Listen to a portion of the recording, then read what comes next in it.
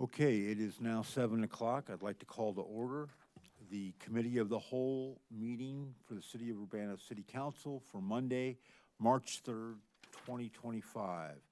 Would the clerk please call the roll? Councilmember Wu. Here. Councilmember Evans. Here. Councilmember Hersey. Councilmember Colasetti. Here. Councilmember Bishop. Councilmember Wilkin. Here. Councilmember Quisenberry. Here. Mayor Marlin. Here. Seeing we have a quorum, we will next go to the approval of minutes of the previous meeting for February 3rd, 2025.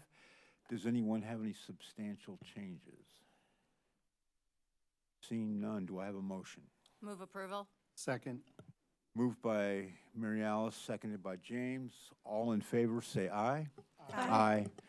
All opposed, say nay. Or beep.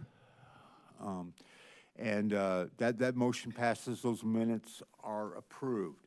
Any additions to the agenda?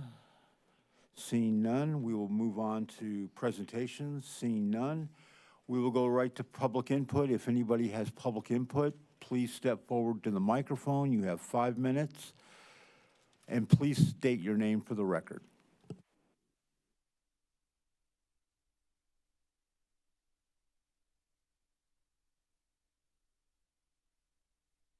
Say to have be read aloud. The main point of it is that I think that the sort of resolution or the ordinance on surveillance, I think that a lot of the conversation last week was about sort of what constitutes surveillance and what's investigation. And I just wanted to sort of say that I think in this world where surveillance is becoming all too often, what I see this ordinance is doing is putting the power of what surveillance technologies are being used in the hands of the public and in your hands. And as far as I can tell, if there was new surveillance technology like almost omnipotent eye in Batman, that if the cops asked for it and gave you a proposal, you could still choose to pass it. This doesn't limit any technology that the police department could use. It simply says that the public is going to know what's being used, and there's going to be a plan on how it's going to be used.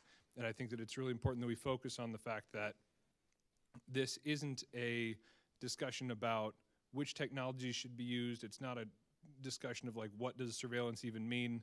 But even just the conversation of it has led us to know that there is some surveillance that's happening, and it allows the public to sort of know more and allows the public to be in a little more control of what surveillance technology is used. And I think that that's inherently a good thing. And then where you draw that line is something that I think makes a lot of sense for you to sort of talk a little bit about and make sure that you're not putting too much administrative burden on yourselves. But in its ideal form, this is simply to say the public should know what surveillance is being used, and we should get to say yes or no on the technology being used here in this town. And I think that's a really good thing. And so then you can figure out how to do that best as a city, but I really appreciate you sort of taking the time to figure that out. And I hope that you end up finding a good line and passing it. So thanks so much and have a nice night. Thank you. Would anybody else like to address the council? And please state your name for the record. Hi, dear City Council members and Mayor Marlin. My name is Carol Spindell. I live at 608 West Delaware, Urbana. And I come before you as the Director of Communications for the ACLU of Champaign County. We represent over 18 member households, and ACLU has been involved with the draft ordinance, and we support its passage. There seems to be some confusion and hyperbole about the goal of this ordinance and its effect on the police department. No one wants to micromanage the police. No one wants to block the department from acquiring useful new technology. However, Urbana residents have made it clear that they do want a police department that is accountable to our community, and we do want some control over how our personal data is used, stored, and potentially marketed. We have only one mechanism to hold the police department accountable: our elected representatives, you, all of you. Under the terms of the ordinance, if the police department wants to acquire new surveillance technology, they come to the council and explain what the technology does, why it is important to acquire it, And most importantly, to the Urbana residents we have spoken with, what the company leasing the technology to the police department can and cannot do with the personal data they collect. Right now, the entire country is concerned about someone without legal authority rampaging through their personal data stored at the national level. Yikes. We never gave our permission for that.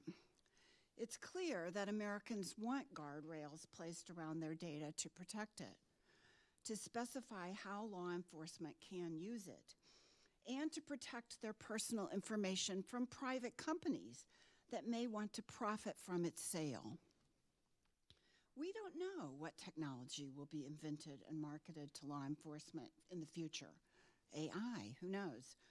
But with this ordinance in place, we will be able to find out before its acquisition and to have a say in whether we approve of this surveillance being conducted on us in our community. We'll be able to understand what protections the tech company, which of course is organized to maximize profit, provides to assure us that our data, if not involved in any criminal investigation, will be sufficiently protected from misuse.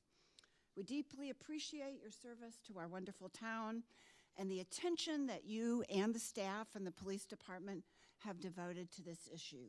ACLU urges you to pass the ordinance. Thank you very much. Thank you. Would anybody else like to address the council? Please state your name for the record. I'm Jane McClintock. I'm a resident of Urbana, and I wanted to speak on the same thing that Carol was just speaking on from ACLU. I would like to urge you to pass this resolution requiring a public process for surveillance, and just remind you all that this is something that I think it's just a basic common sense measure that we would have a conversation about what kind of technology it is and have a policy in place. It wouldn't require us to, this doesn't ban any kind of technology. It doesn't tie anyone's hands. And in fact, we've been seeing all these interesting presentations of these kind of interesting antiquated technologies. But I wanted to just say that, just remind you that this doesn't apply to anything which is not in use. So, we wouldn't have to dig through the closets to see, what might possibly be used as surveillance, because it only applies to technologies which are being used. And then I also wanted to talk about one technology that was on the list that I think is a good example of why this would be a good idea, and something that I'm somewhat concerned about. Not even to necessarily say we shouldn't be using it, but that we should be careful about how we use it, and that's social media tracking. It's something that I think is very, it has the potential to be used in a way that would find people associated with a person to have consequences based on that other person's behavior. For instance, if somebody was doing drug dealing or something bad, that those people associated with them in social media might face consequences if it wasn't used carefully. So therefore, having a careful policy could make sure that we're not running into civil liberties issues like collective punishment or, consequences by association with somebody, which I think could happen easily.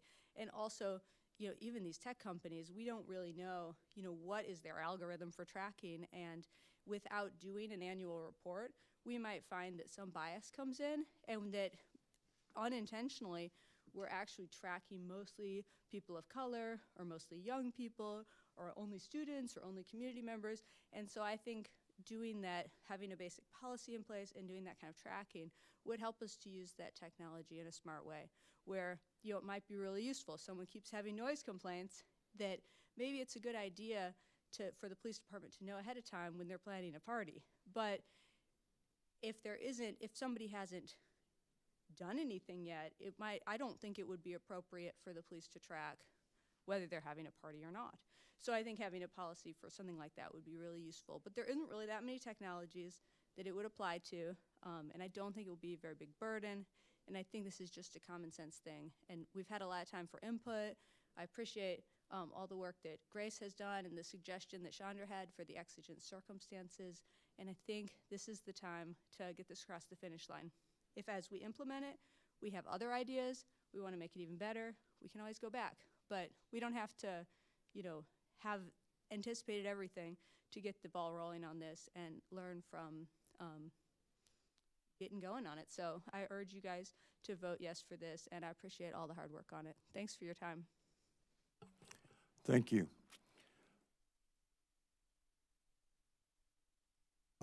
Reminder to please state your name for the record. Hi, I'm Brian Maxwell. I live over on East Elm Street. So first I want to say thanks to the police department and the city administration because over the last couple of weeks, I think there has been an effort on being transparent about some of the technologies that are being used in the city. And I think that's kind of in line with what the ordinance is trying to do. Make these a transparent process, make it so that people in the city can hear about what technologies are being used, and we can have this kind of debate about how we want them to be used. So I appreciate that. After that discussion last week, I think there was some debate about whether or not the technologies used in other departments outside the police department should also fall within the ordinance. And it came up during that that the city uses Placer AI as one of these technologies. Kind of like I talked about last week with Cellebrite, Placer AI is another one of these surveillance softwares that was developed by Israel and developed on a captive population of about 2 million Palestinians. This is another surveillance technology that is been associated with human rights abuses. I would say that this is kind of more surveillance-y than the Cellebrite software. I mean, Cellebrite, there's a kind of an investigative tool aspect to it where someone has to be detained. You're kind of accessing someone's phone who's under investigation. I mean, Placer AI is really indiscriminate mass surveillance. I'm not saying that's how the city uses it. I know that's not how the city uses it, but that is what that software is based on. There was some debate about whether or not this data is anonymized, whether it's not anonymous data or not. So the location data that it provides, it is anonymous in the sense that it doesn't say that this location data coming up from, someone wants to look up who's visiting a Meijer and where they're going to after. It doesn't say, this person is Brian Maxwell, that's his phone. But it's basically giving information on where that person is coming to and where that person is going to after. So, if I look up the location data for a Meijers, for a city building, for, any location, and I see where that person is going to afterwards and is at between the hours of 10 at night and 8 in the morning, you have a pretty good sense of who that is and where they live. And some of these tools are actually really powerful because they're backed by machine learning, AI. They make associations between different people's devices, whether or not it's anonymized or not, but making relationships between location data. And I'm bringing this up because this isn't just hypothetical about how this is being used and could be used. Back in 2022, Congress and the FTC specifically went to go regulate Placer AI because between 2020 and 2022, it was found that private users, purchasing Placer AI's data, were able to look up the location data on 17 different Planned Parenthood clinics, and 5 of these in Michigan, Illinois, and Minnesota. So any user can get on and look at the location data for a given place and then see, where these people are going to after they live, say, a Planned Parenthood clinic. And that was how some people were using. Again, not saying that the city uses it that way, but that is, the extent of how powerful this technology is.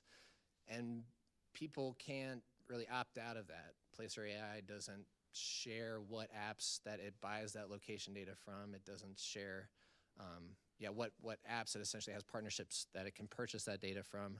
So anyone in the city can't decide whether or not it wants to share its data with this company. It's essentially, just given to by common apps on people's phones that you can really only not give information to if you just turn off the location services on your phone. So it is a really powerful tool. I think these technologies should definitely fall under the scope of this ordinance, because I really don't know how a lot of people in this town would feel about the fact that, you know, our local taxes are basically being used to subsidize a foreign government's ability to surveil location data on private citizens. So I think that that should fall under the scope of the ordinance. So I'm about out of time. So thanks for the time. Thanks. Thank you. Would anybody else like to address the council?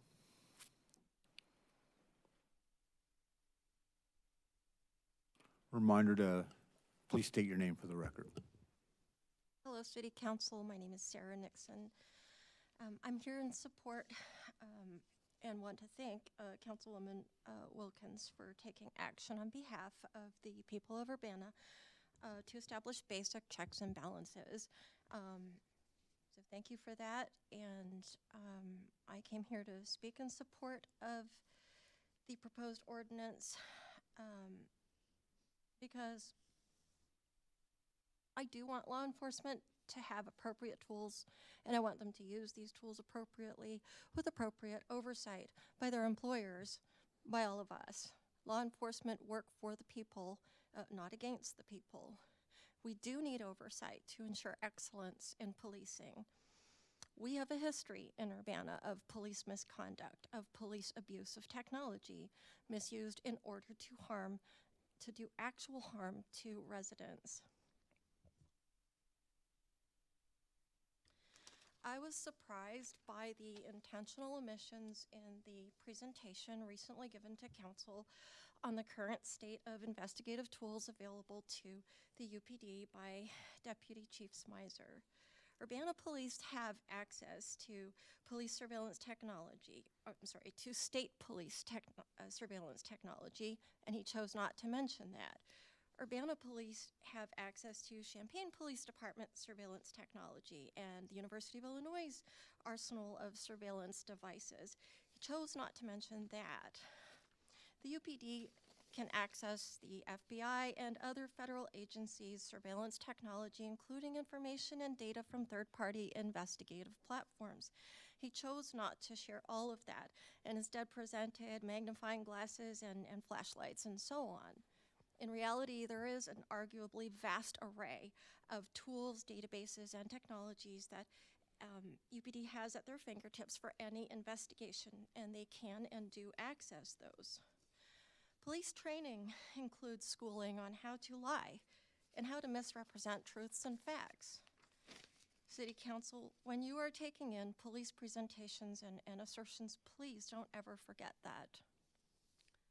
I would also like to talk to you about domestic violence and my very dear recently murdered friend and former coworker, Rick Meeks, stabbed to death a few days before Valentine's Day by his longtime abuser, Sharon Moore, who is now finally in custody. Where if the criminal justice system does its job, which it hasn't done until to this point, she will remain for a long time and no longer present a public threat for that duration of time. Had threatened others with stabbing. Rick's case was recently knowingly misrepresented to the media by Julia Reitz as quote-unquote gun violence. But domestic violence, but guns played no role in Rick's senseless, violent death, a knife and domestic violence, and drug abuse. And most importantly, a system that continuously fails domestic violence victims every day. That is what killed Rick. But Reitz instead played on the public sphere of guns for political points. Sharon Moore's rap sheet is like a mile long, beginning with drug offenses, a litany or multitude of drug offenses, and escalating to assault with deadly weapon. Rick had attempted to seek protection from Sharon Moore from her violent, murderous rage. He had been to court numerous times in the past. And that's actually how his murder was solved. I think the term is gumshoe, good old-fashioned gumshoe. The police looked into his name, looked into the dockets and found that Sharon Moore would be a person of interest. That's what I'm told by those closest to Rick and his neighbors. And they also used neighbors' surveillance video from their doors, which, Ring cameras and so on, which I am in favor of. But his murder was solved through old-fashioned detective work. When I'm out of time, I just want you to know that Rick was the salt of the earth, and whenever he would come into work beaten up, scratched up, with chunks of hair missing, I would urge him to get that order of protection. He had petitioned for one, and it was denied. Thank you. Would anybody else like to speak to the council?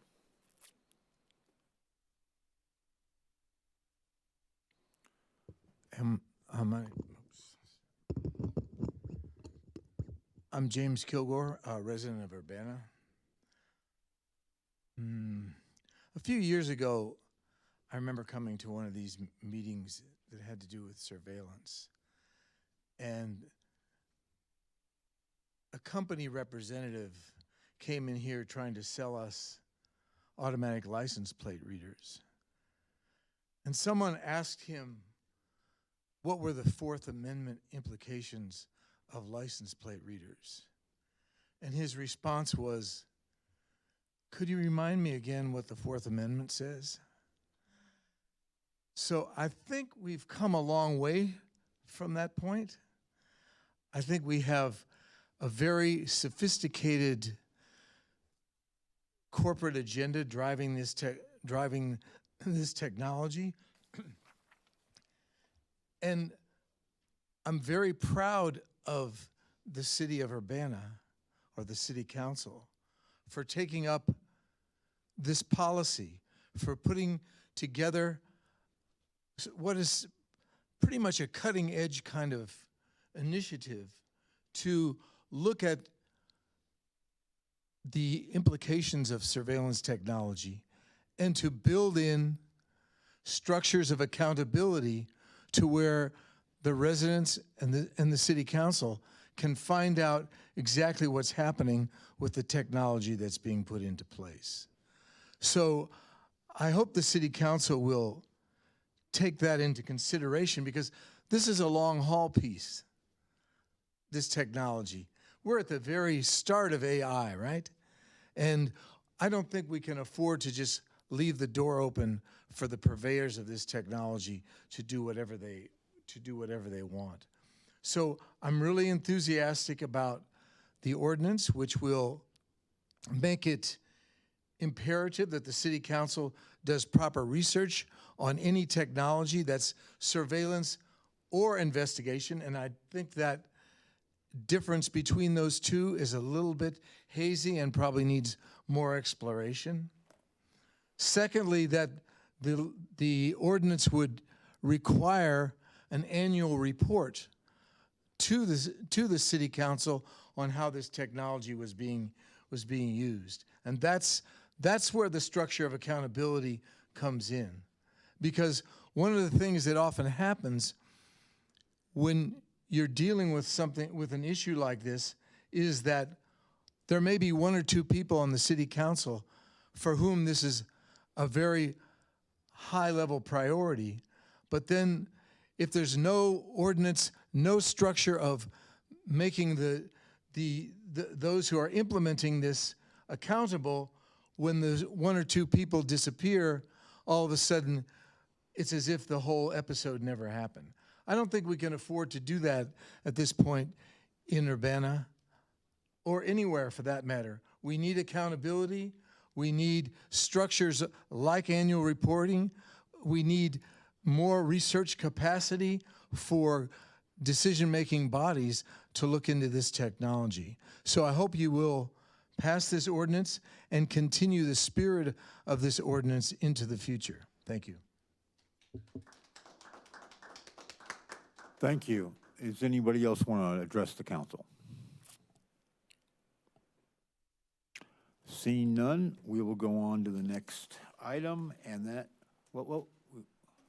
we have readings to do, right. Go ahead, Jaya. Right. The following was asked to be read aloud. I, Lila Leopold, Urbana resident, Ward 4, write in continued support of the Police Surveillance Technology Oversight Ordinance authored by Alderperson Grace Wilkin of Ward 6. I thank all members of council for your continued discussion and serious consideration of this ordinance at tonight's meeting.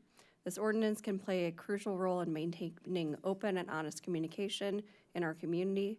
This seems only increasingly important as our current federal administration attempts to turn more and more of our public sector jobs over to private sector decision-making that may happen above and beyond the purview of any of our local law enforcement or government agencies. I hope council members and our local police leaders can see this ordinance as an urgently needed safety component for working with tools that we neither design nor control. Thank you, council, for continuing your discussion of this ordinance, which seems a necessary and forward-thinking component of 21st century governance. Sincerely, Lila Leopold. Thank you. I have another one. My name is Sana Sabuala. I live in Ward 2. I am a member of the CU Muslim Action Committee here locally. I am writing in support of the surveillance ordinance. Thank you, Councilmember Wilkin, for bringing this conversation to our attention and pushing us to put these protections in place as a city. This surveillance ordinance doesn't limit the city in any way. City Council can always approve the use of surveillance technology, but this ordinance's requirement that it be documented and approved is an important step towards accountability and transparency. I'm proud to live in a city that values transparency, especially transparency around policing, and enacting this ordinance is a reflection of that commitment. Thank you for taking this issue seriously. I hope you pass this measure. Best, Sana Sabuala. And I have one more to read. Dear City Council, I'd like to get your attention for just a couple of minutes while I raise some points that I'd like you to think about.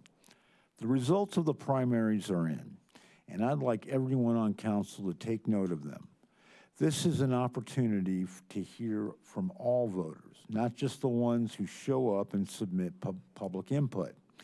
Even in wards that were uncontested, the mayoral race tells us something about what your constituents want. A few months ago, one council member made a passing comment about the same people showing up for public input and advocating for the same things. The insinuation was that the people who are politically active do not represent the city as a whole. At the time, it was hard to tell if that was accurate. Are the people giving public input out of touch with their larger community? Obviously, they do not think so, but based on the votes of some council members, some on council disagreed.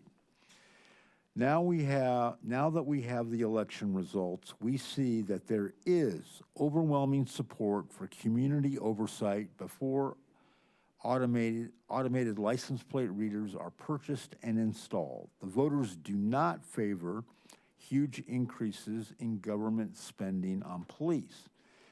On all of the controversial issues, the views you've heard during public input are also supported by the majority of the voters. So if you were one of the council members who listened to the public comments about spending on police, acknowledged that over 95% of them were against sharp increases, and then proceeded to vote for expanding the police force because you thought the activists were out of touch, please reconsider. Your constituents need you to represent them. This is true whether or not they have time to engage with you during public input. I urge you to pass the amended version of the ordinance that is brought before you tonight. It's clear that the people in your ward support the policies you've been advocating for. Keep up the good work. And this is from Adam. And any others? Okay, so that concludes, finally now, public input, and we will go on to the next thing. Next item is a staff report. the City of Urbana and Urbana Home Consortium Consolidated Plan for 2025 to 2029 and the Annual Action Plan for 2025 to 2026, brought by the Community Development. And Braden Belcher, you have the floor when you're ready, sir. The slides are easier. Good evening, everyone. So tonight we'll be providing a staff report on our draft 2025 through 2029 consolidated plan and the 2025 through 2026 annual action plan, which is included as a component of the consolidated plan. For those of you who have been on council for a while, you know that every year we come to you with our annual action plan, which outlines how we intend to utilize our HUD resources over the upcoming fiscal year. This is an exciting time because we're also bringing to you now our next 5-year plan, which outlines sort of those high-level 5-year goals that we intend to implement utilizing HUD resources over the next 5 years. So the intention of this presentation is to provide a very high-level overview of the draft plan. The plan is included in your packet. It was printed for public review on February 24th, and it will be available for public review until March 25th. During that 30-day period, we are actively soliciting feedback from the community on the draft plan. We would love to hear from you and also from members of the community on the priorities that have been identified and for ideas or input on how we can utilize these funds to make an impact for low-income households in our community. So just to start with that high-level overview, this planning process is a requirement that the city undertakes as an entitlement grantee of Community Development Block Grant and Home Investment Partnership funding, which we receive from the U.S. Department of Housing and Urban Development. So it is a required component, but beyond that, it's an extremely important part of our programs to engage in this annual and then 5-year process of soliciting feedback, studying needs, gathering information to have a better idea of what are the needs that low-income households in our community are facing and how can the resources that we have available be utilized to meet those needs. So this planning process, again, it's very central to that process. So just as a refresher, again, we do present this every year just on a background of what these federal resources can be used to support in our community. So again, as I mentioned, the 5-year consolidated plan and the annual action plan guide the use of our Community Development Block Grant or CDBG funding and our Home Investment Partnership funding. Both of these programs provide resources to the city that can be used for a wide variety of low-income community development needs and also affordable housing needs in our community. So the Community Development Block Grant, just real quick, it's a very flexible pot of funding that we receive. It can be used to support public services for low-income households, public infrastructure and facility improvements in our low-income targeted areas, economic development activities, and also low-income housing rehabilitation programs. The Home Investment Partnership, similarly, can be used to support affordable housing, including our tenant-based rental assistance program, the construction or rehabilitation of affordable housing, both homeowner housing and also rental housing as well, and then also funding for community housing development organizations or CHODOs. So as I referenced, the consolidated plan is sort of the 5-year strategic plan that we put together to show what are those kind of long-term goals that we hope to address with these sources of funding over the next 5 years. That the consolidated plan within the document contains that first-year annual action plan. So you'll notice it's a very long document. It's 141 pages. That's why it's the consolidated plan and our first-year annual action plan combined in one document. And then over the subsequent 4 years, every year we come back to you with another annual action plan, which again, those are essentially our 1-year implementation guides for how we're going to be implementing those kind of bigger 5-year goals that we've identified. So as you'll notice as you read through the plan, and I encourage you all to read through it, there's a lot of great information in there if I do say so myself. The way the plan is structured is the consolidated plan really starts with high-level priority needs. And then as you read through the plan, it kind of goes down into more granular, breaking those down into more specific goals and then the projects that we intend to undertake in order to meet those bigger priority needs that we've identified. So as you read through the plan, that's kind of the flow of the document that you'll notice. So I'll just briefly walk through, again, it's a long document. I've highlighted some of the key areas where some of these things are called out that you can see in the draft document. So at the beginning of the consolidated plan, begin on page 11, we describe our public participation process, all of the activities that we undertake to solicit and to record feedback from the community. A needs assessment begins on page 12. This is a very important part of the plan because this is where we're really analyzing what are the needs in the community. And Nick will go into a little bit more detail on that process and the data that we gather. But it's really a qualitative and quantitative section of the plan, right? It's important for us to get that feedback from the community, but we also want to be looking at data to see what that's telling us as well. Beginning on page 49 is a housing market analysis, which again looks at affordable housing in our community, identifies needs, identifies gaps, and that's another very important part that Nick will talk briefly about as well. And then a breakdown of those priority needs and goals that I mentioned begins on page 81. We identify what those goals are, we describe them, and then as you go through the document, we describe how we're intending to meet those goals and to meet those needs. Another very important part, anticipated resources. That section begins on page 94 of the consolidated plan, so that's where we talk about the resources we anticipate receiving to support the projects that we've identified in the plan. The annual action plan is structured similarly. Again, it's built on those priority needs that we've identified in the consolidated plan, but it goes a step further and talks about that one-year implementation. What are we going to be doing next fiscal year to actively address those priority needs that we've identified in the consolidated plan? So the one-year resources that we anticipate receiving will be listed on page 117. And then again, the annual goals, which are kind of the one-year breakdown of those larger priority goals, that section begins on page 121.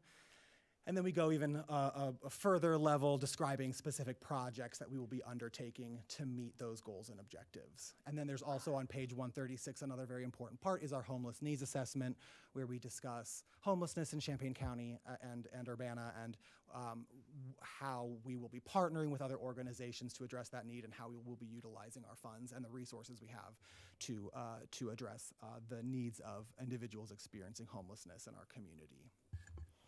So with that, I'll pass it over to Nick, where he'll go into a little bit more detail about the needs assessment and market analysis of the consolidated plan.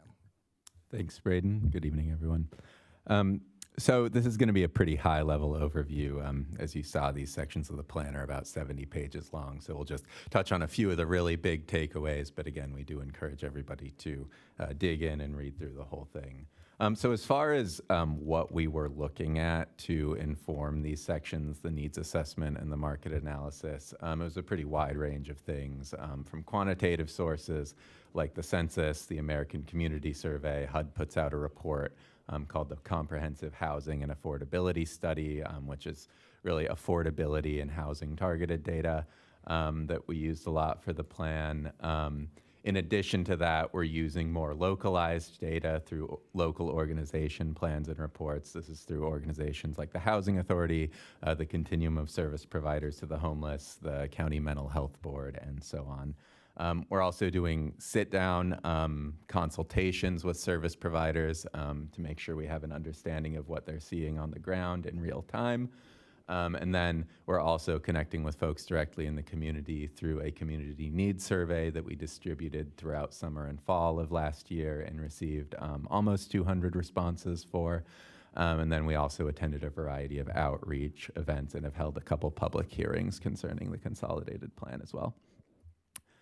So again, there's a lot of data in these sections and we don't have time to touch on everything. So just for the purposes of contextualizing contextualizing tonight's conversation, one of the key metrics we're looking at is cost burden and how frequently it's occurring.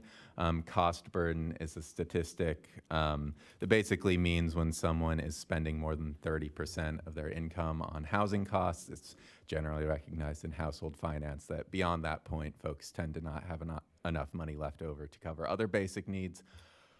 So in the consortium area, which I don't know if we touched on this yet, home funds are used throughout the Urbana Home Consortium area, which actually consists of the city of Urbana, the city of Champaign, and then unincorporated parts of Champaign County. So a lot of the data that we're looking at is at that geographic level, so just keep that in mind with these numbers. But so in the consortium area, based on that comprehensive housing affordability study data we have, a little over half of renters in the consortium area are cost burdened, and just under a third of homeowners. And then we really do see this when we break down the data a little further, and that's all covered in the plan itself. We see it's pretty concentrated at the lowest income levels, so that would be households below 50% of the area median income, which HUD would call very low income, and then that extremely low income level, especially below 30% of the area median. This is an area where we continue to see racial disparities in the housing market, with Black households currently showing up as disproportionately experiencing cost burden. And then among homeowners, one of the things that really stands out when you break down the demographics there is that elderly households are disproportionately experiencing cost burden, and this is something that tracks with a lot of what we've been hearing from service providers, where a lot of people after retirement have fixed and reduced incomes and are struggling to keep up with housing costs. So that brings us to our service provider consultation section. This is alluded to throughout the plan. A lot of the sections throughout the needs assessment and market analysis are categorized specifically by like public housing needs, homeless needs, other special needs. So throughout those sections, we're really leaning heavily on some of those consultations we did. So just in general, one of the things we're hearing pretty consistently across the board is that existing service providers are operating at or near capacity, with many having large wait lists for services. And this is something that we're seeing particularly acutely in the area of homeless shelter and services and rental assistance resources. And then as far as what we're hearing from folks in the community, we are seeing a lot of support in the feedback we're getting for increasing affordable housing stock, both in terms of homes for ownership and rental housing, as well as the need for continued rental assistance resources.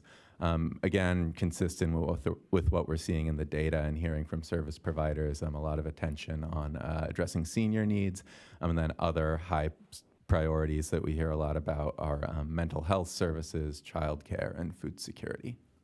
And with that, I will hand it back to Braden. So thank you, Nick. And again, we describe in the plan, a lot of the needs that we're seeing in the community and how we're intending to address those needs. And a huge part of that is resources, funding to support programming that addresses those needs. So this is our anticipated resources over the 5-year period for the Community Development Block Grant funding. Again, this is based on the annual allocation that you see there. This is what we're anticipating to receive this upcoming fiscal year. This is based on our allocation for the previous year that we got. That's our standard practice. We do not know our HUD allocation yet. Congress has to pass the budget first. That budget has to go to HUD. There's a very lengthy process.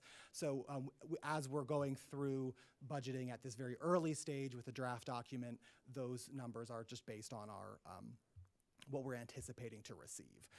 But in addition to that, we are anticipating receiving some program income. We anticipate carrying over about $500,000 in prior year resources. So for next fiscal year, we're anticipating having a little over $1 million in CDBG funding. And then you see over the remainder of the 5-year period, we're anticipating total from 2025 to 2029, receiving about $3.5 million in CDBG.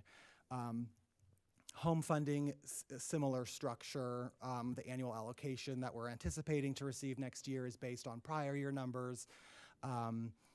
We have a substantial prior year balance of over $3 million, which we anticipate carrying forward into fiscal year 26. And then you see the available amount, the anticipated available amount remainder over the next 5-year period at $6.4 million. Home ARP, that was the one-time allocation that we received through the American Rescue Plan Act. We have a balance of about $1.8 million. That was a one-time allocation, so we're not anticipating an annual amount. And once we spend it, it will be gone. But that's an important resource as well to address some of these issues that we've noticed in the community. So just next steps in this process. Again, this is very early stages of this planning process. As I mentioned at the beginning, we've really just started that 30-day public comment period where our focus will be on getting feedback from the community on the draft plan. That period, as I mentioned, will go through March 25th. This will not be the last you're hearing from us. We will be back in April after the public comment period has ended, and once we've been able to incorporate all of that feedback into the plan. Maybe we'll have our final allocations by then, who knows, but you will be seeing us again when we come back, and council will have to approve the plan before we're able to submit it to HUD. The date for submission to HUD is May 5th, and then our program year will begin on July 1 and will run through June 30th of 2026. So again, we want to hear from the community. This is really our introduction of the plan tonight. So anyone watching can access the draft document online on our website. You can also email us or call us and request a copy. We also have paper copies available for review at the City Building in the Community Development Department and at the Urbana Free Library. Before I open it up to questions, I do just want to make a note on sort of the unique time we're living in, the uniquely challenging time we're living in. As Elizabeth Hannon mentioned in her financial forecast presentation several weeks ago, this is a time of unprecedented uncertainty, and especially when it comes to federal resources. We do not know what the landscape will look like over the next 5 years.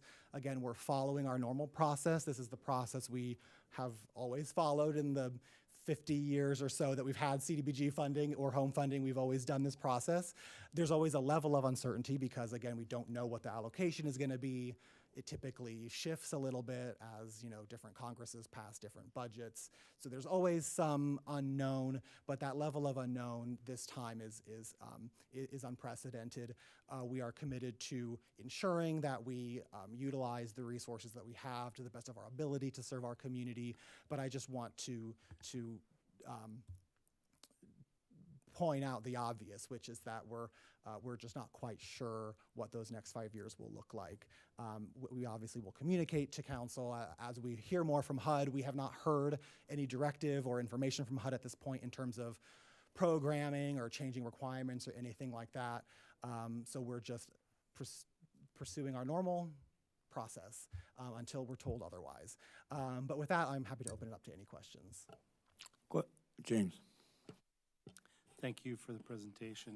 You anticipated some of my questions. The one question I do want to ask is how much money do we have in our hands as far as how the allocations work?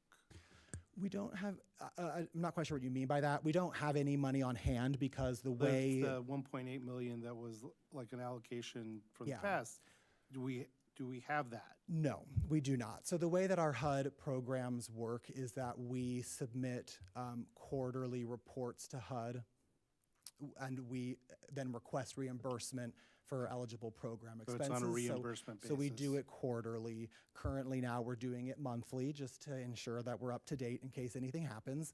But we don't have the money on hand. We also do those prior year balances that I mentioned. We don't have those on hand either.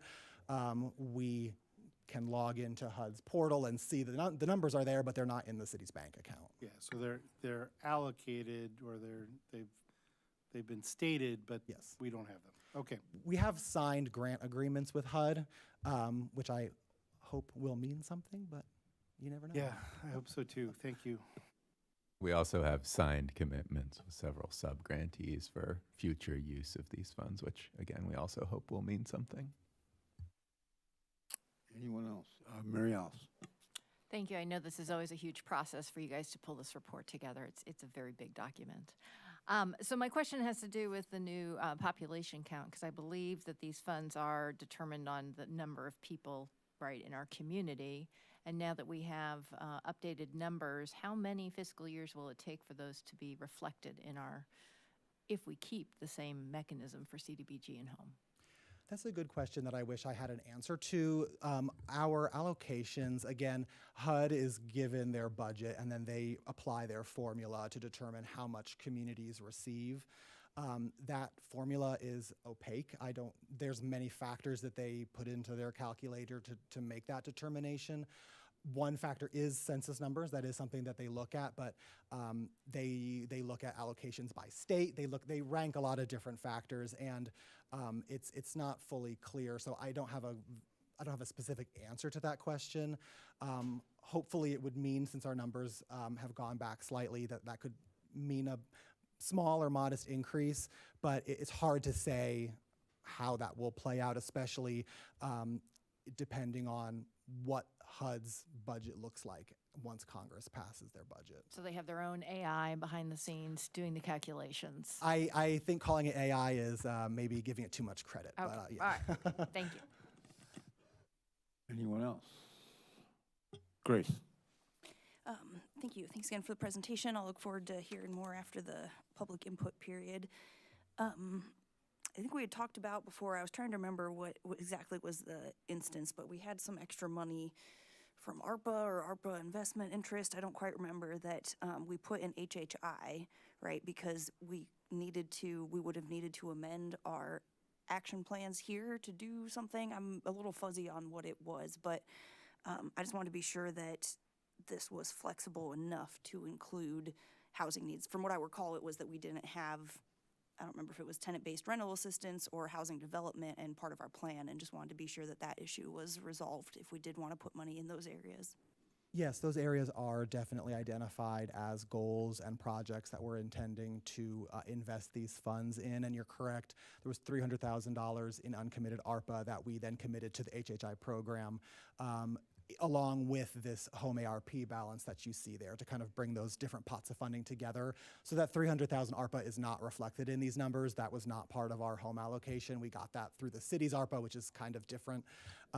But yes, to answer your larger question, affordable housing development is certainly identified as a priority in the plan, and is something that we are intending to budget funding for over the next 5 years.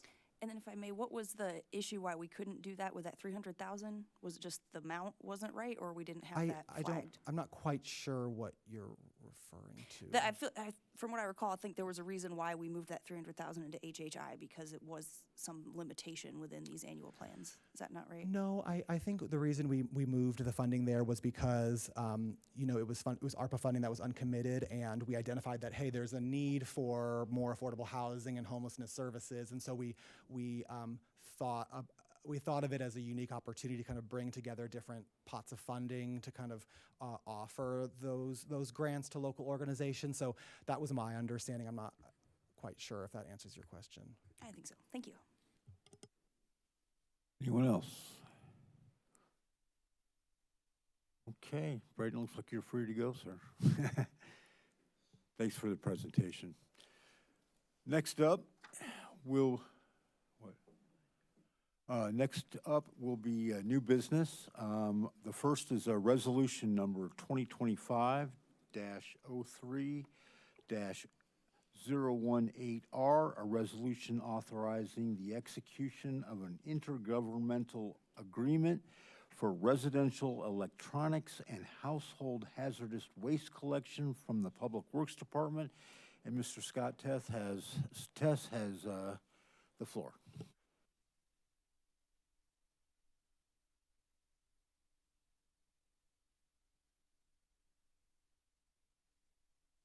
Can you turn on your mic? Sorry. This is our annual intergovernmental agreement to allow the city to participate with other municipalities in the region on 2 electronics waste recycling events and 1 household hazardous waste recycling event. You'll notice that the household hazardous waste event is much cheaper than the electronics. The reason for that is the state of Illinois picks up most of the cost for the household hazardous waste. It's actually a very expensive event, but we're fortunate to have that funded local, a local event funded by the state this year. This is overall just under a $10,000 spend. We wouldn't normally bring a $10,000 spend to city council, but state statute requires a council action for an intergovernmental agreement. So that's what's before you today. I'll take any questions you may have. Questions? James? Yeah, I always ask this question, Scott, so I apologize for doing it, but I do it for the public's knowledge. It's great that we do these programs, particularly the hazardous waste, but it's still true, right, that for a lot of electronics wastes, you can take them to local recyclers and don't have to wait for this event. It's like TVs and things that are like, that usually cost something to get rid of, that these really support. You're correct. There's a lot of local recyclers, scrap metal recyclers will take a lot of different types of electronics Monday through Friday. And so folks can take those materials to those facilities. Most places don't accept TVs. It's maybe one or two that do, but they charge a fee. There's no fees charged at our 3 events. And the bulk of the electronics that we collect, where I think the memo says half of the electronics we collect these days are televisions. And so this is kind of the best opportunity to unload an old television that people are trying to get rid of. And there's really no options for household hazardous waste. We don't want chemicals going bad in people's basements and garages for, stored for years waiting to figure out what they might do with it. So we're very fortunate to have we didn't have state funding at all for several years, and then we've had state funding here locally for several years in a row, so we're very fortunate. But we're working on that too, right, with the the funds that we put towards hopefully getting a permanent site here someday. Exactly. Thanks. Mm-hmm. Anybody else with questions? Yeah, go ahead. I will move resolution number 2025-03018R, resolution authorizing the execution of an intergovernmental agreement for residential electronics and household hazardous waste collection to the city council consent agenda. Second. Okay, moved by Mary Alice, seconded by Sharice. Discussion. Grace? I don't think I have a direct conflict of interest, but I'll abstain just in case I'm involved in this event in other capacities.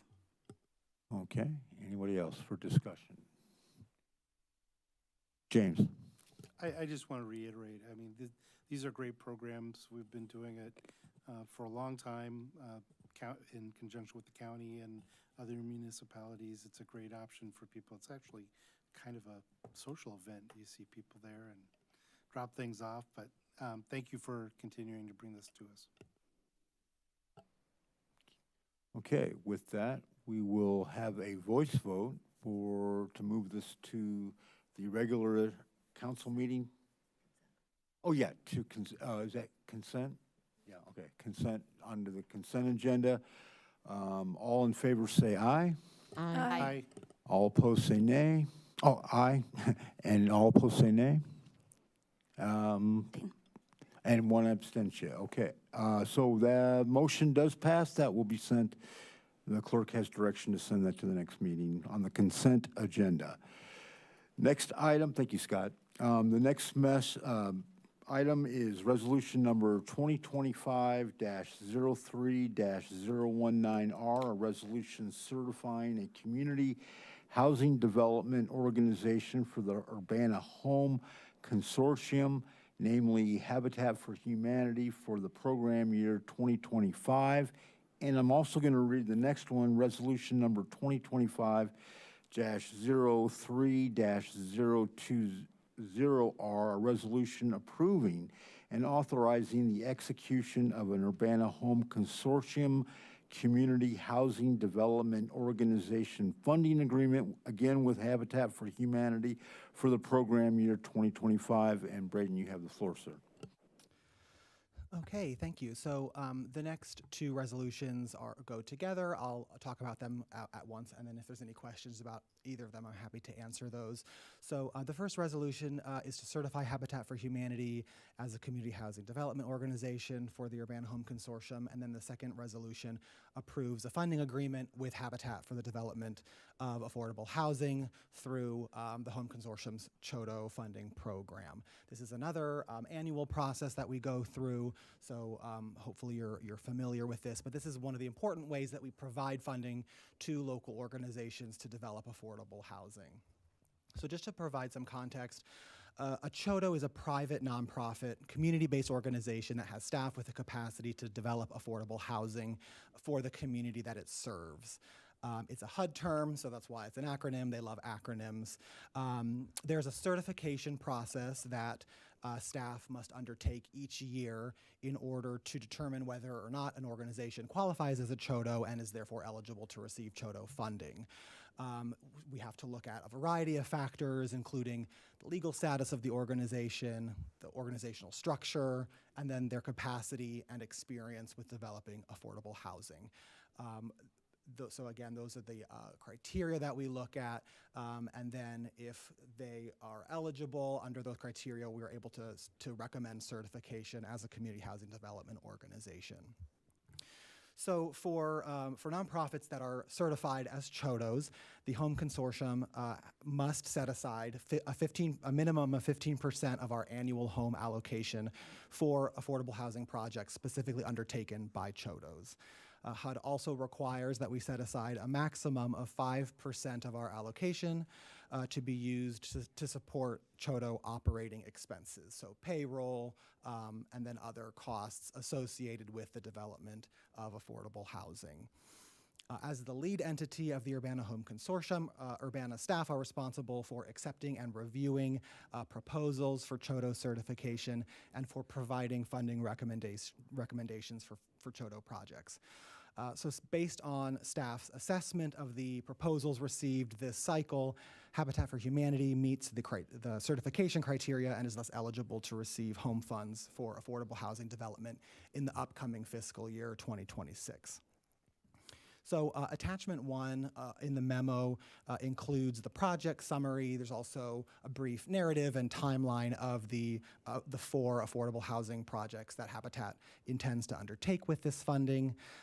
For the upcoming fiscal year 2026, they have requested $150,000 in project development support, so that's direct construction costs for constructing the houses, and then $26,000 in operating support, which again will help support their staff in the construction of 4 affordable housing units for home ownership. One of the projects will take place in Urbana, and 3 of the projects will take place in Champaign. And again, they will provide affordable housing for local low-income families. So approval of these resolutions further the affordable housing goals that we have described in our current 2020 through 2024 consolidated plan, and also further Mayor Council Strategic Goal 2.2B, partner with developers to generate affordable rental and homeowner housing. So with that, I'll open it up for any questions. Anybody with questions? Grace. There. Thanks again for this. I think this is really great and important thing for our community. I just wanted to ask, because at least the past year or two, we had 2 CHODO partners, and I was wondering if it's possible to still add the second one if they are available partway through the year. Yeah, so I'll answer that. So for the past 2 years, First Followers also received CHODO certification and received CHODO funds. They did submit a proposal for this cycle, and then based on staff's determination, they did not meet the criteria to certify for CHODO status this year, which was why we are not recommending them for funding. Again, we have to look at a variety of factors, and that's determined by HUD, the criteria that we have to look at. As I mentioned, capacity, experience, various things like that, and based on those criteria, we determined that they were ineligible this year. But I'm very proud of our partnership with them, and I'm working diligently with their leadership to ensure that next year, for the next cycle, they will be up and running and able to receive certification as a CHOTO. Okay, so they are out for the whole That's correct. program For year. this cycle, yes. Okay, and is that just because of the funding, or there is no way to mend it partway through? I guess I'm just wondering if that's more of a choice or a necessity as far as like what we're allowed to change or not. That's how the process is set up. It's a yearly kind of process where they submit proposals, they get certification. That's how HUD outlines the process. So for this, and we have to describe that in our annual action plan. So kind of the rules of how that process goes is described. And we have to be held to that. So for this year, we are unable to provide them funding, but like I said, I'm very optimistic that we can get them to a level where next year they're able to receive funding again. Okay, thank you. Anybody else for questions? Okay, I'll entertain a motion. Can we, Go ahead, Sharice. can we combine, because they're not combined on the, can we make that an omnibus? Point of order, it's not worth it because it takes two actions to put them Okay, together. all right. I didn't and do know, it. I There's didn't know only which two of would them. be more We should just do each of them. efficient. You have to take an action to put them together and then vote on it. So Okay, it's two actions anyway. okay. No, we won't.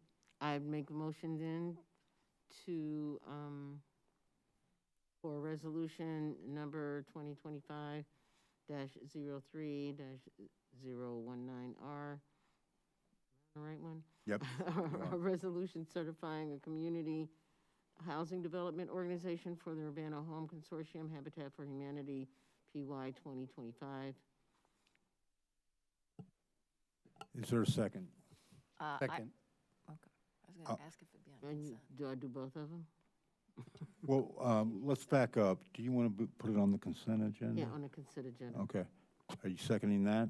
Okay, moved by Sharice, seconded by James. Discussion. Jaya.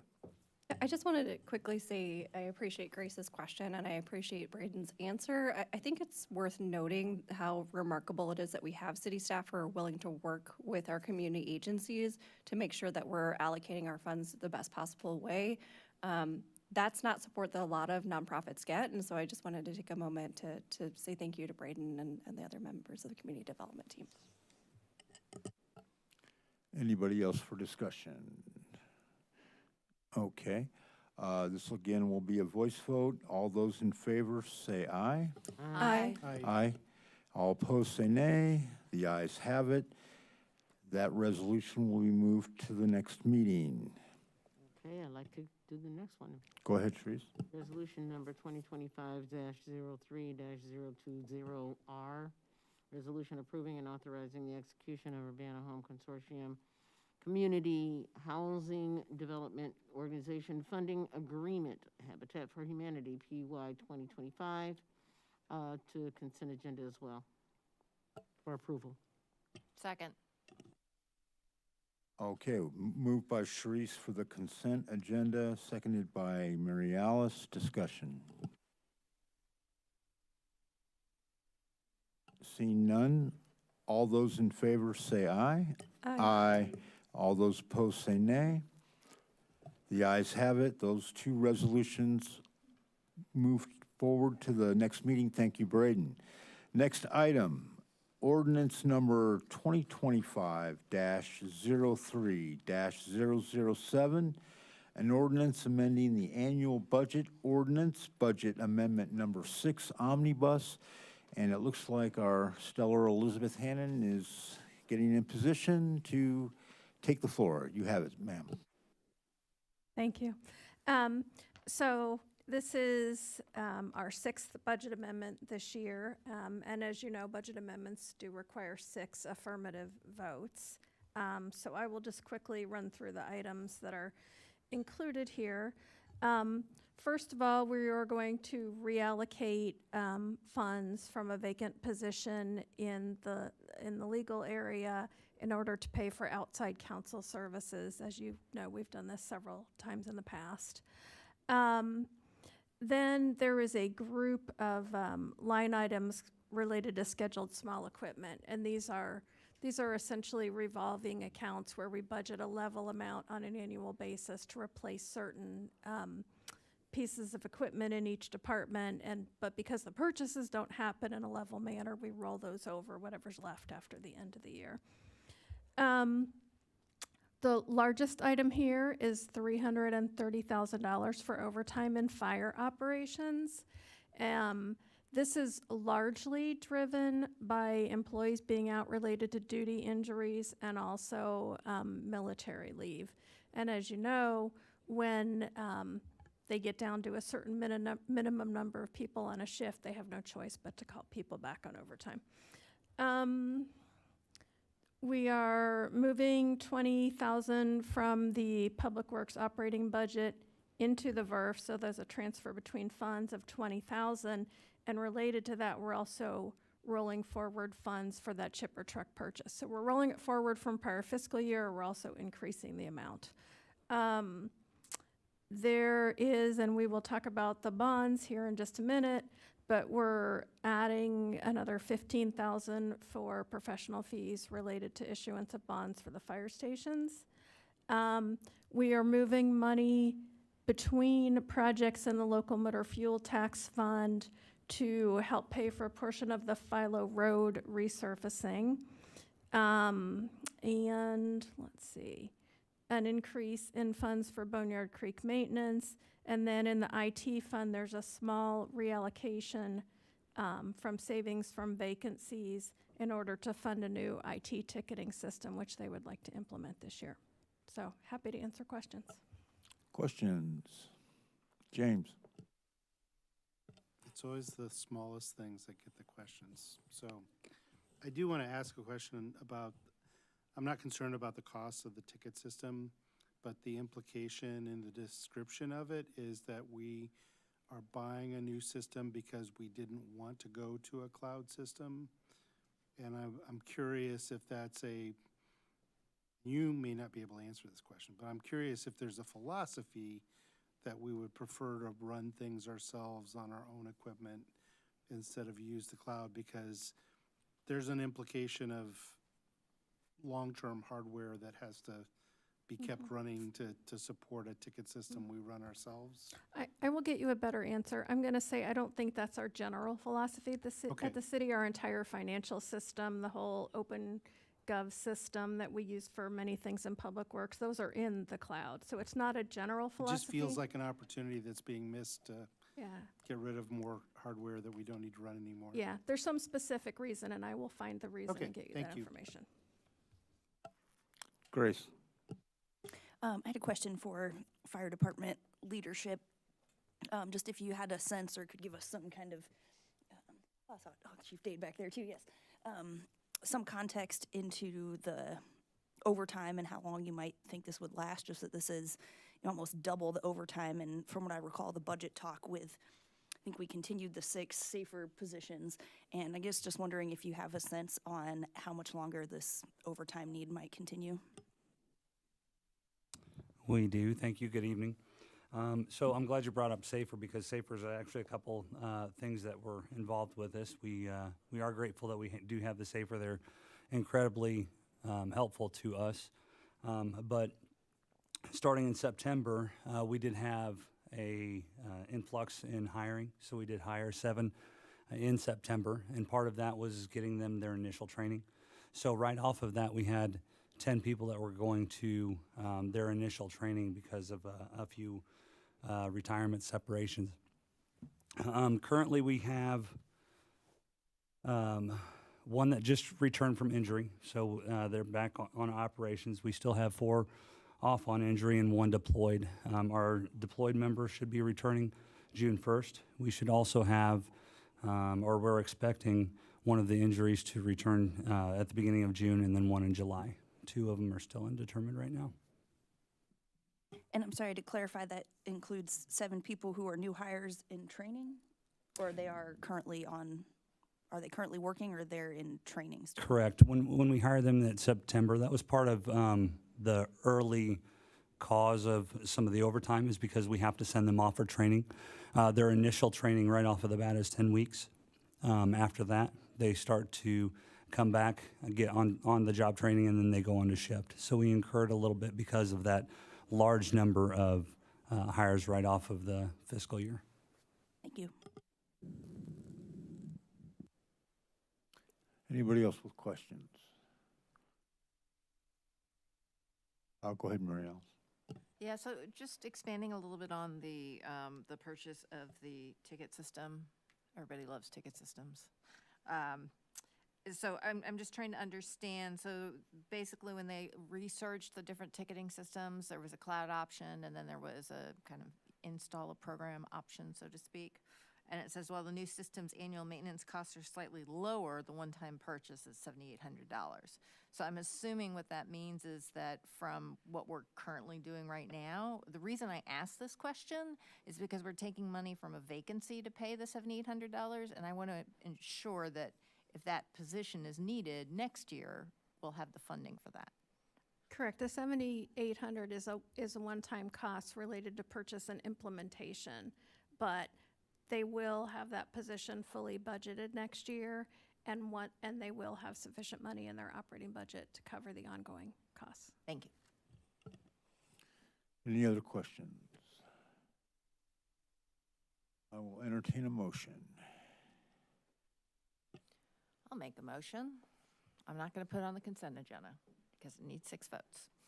I will move ordinance number 2025-03007, an ordinance amending the annual budget ordinance, Budget Amendment 6 Omnibus, to City Council with a recommendation for approval. Second. Moved by Mary Alice, seconded by Sharice. Any discussion? Okay, because of the nature of this being a budget amendment, I'm going to ask for a roll call. Clerk? Councilmember Wu, Yes. Councilmember Evans, Yes. Councilmember Hersey, Yes. Councilmember Colasetti, Yes.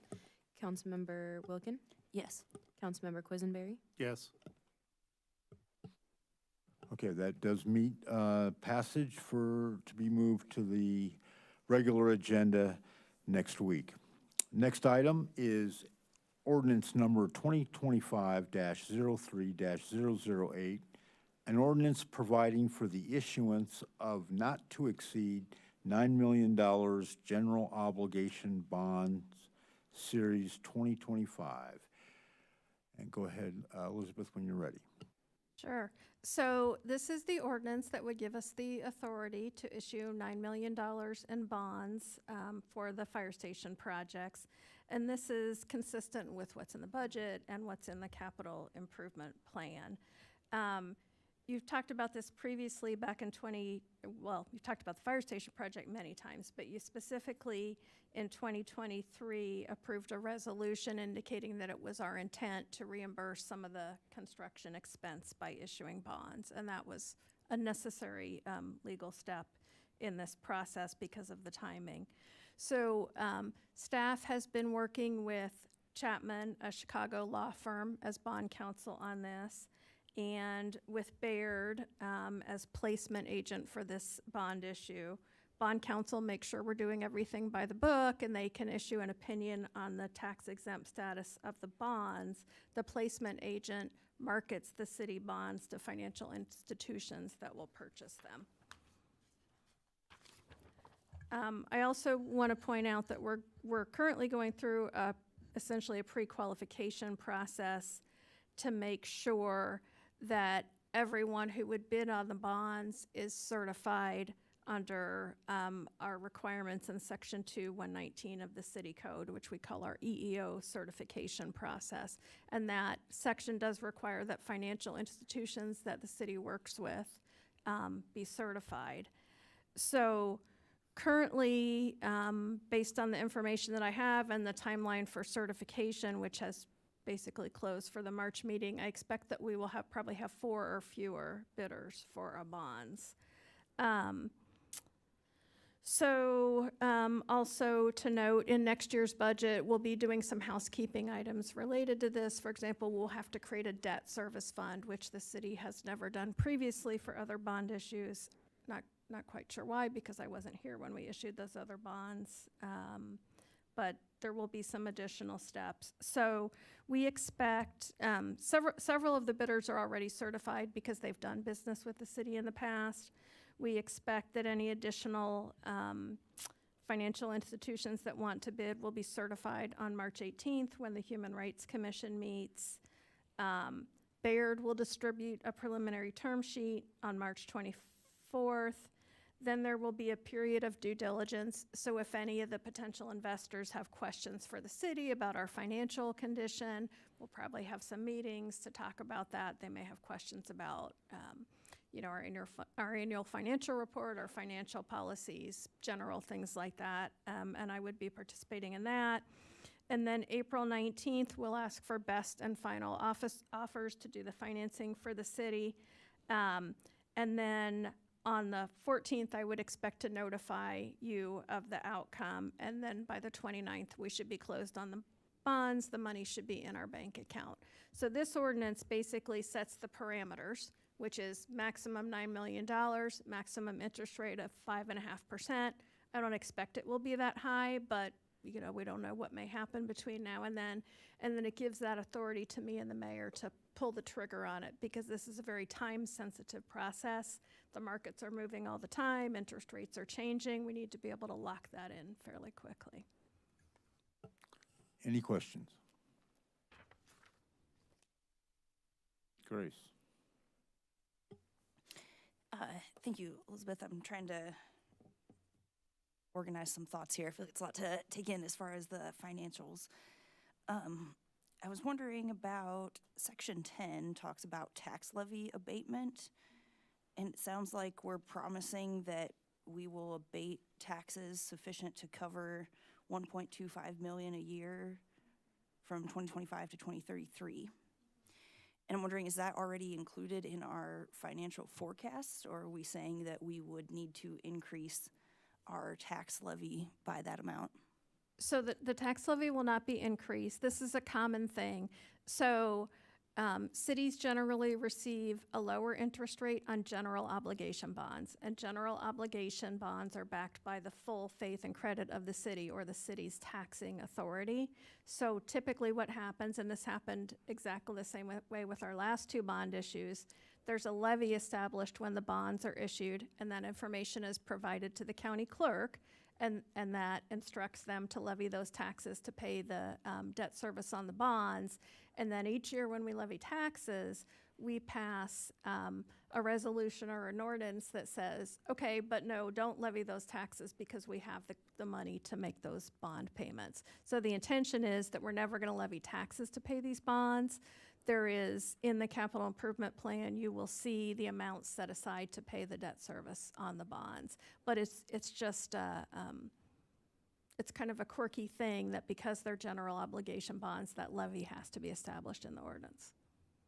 Thank you. And we won't get to have an approval on the final bond company, is that right? Correct. What we're asking you to do is approve this now. Now, anybody that would bid on our bonds will be certified by the Human Rights Commission, but you would not. The decision would be made among those certified financial institutions. The decision would be made based on the most advantageous arrangement for the city, so basically lowest cost. Okay, and you said that they would be required to be an equal opportunity employer, right? Well, they would be required to be certified by our Human Rights Commission, which we generally refer to as the EEO certification process. Okay, thank you. James. Yeah, I was just going to add, it's more than a quirky thing. It's to make sure that we can pay this debt no matter what else happens with finances with the city. But we've planned and we have money to pay it, so we will have to go through a process. I assume it's every year to say, we don't need you to, city authority or county authority, you don't need to collect these taxes because we're going to make the payment. Yeah, that process will look a little bit different in the future because, as I understand it, the bond council has written this so that we now have the staff to do that abatement annually without coming back to the city council. That's all embedded here in the ordinance. We'll still be abating the tax levy every year to maintain our tax rate, though.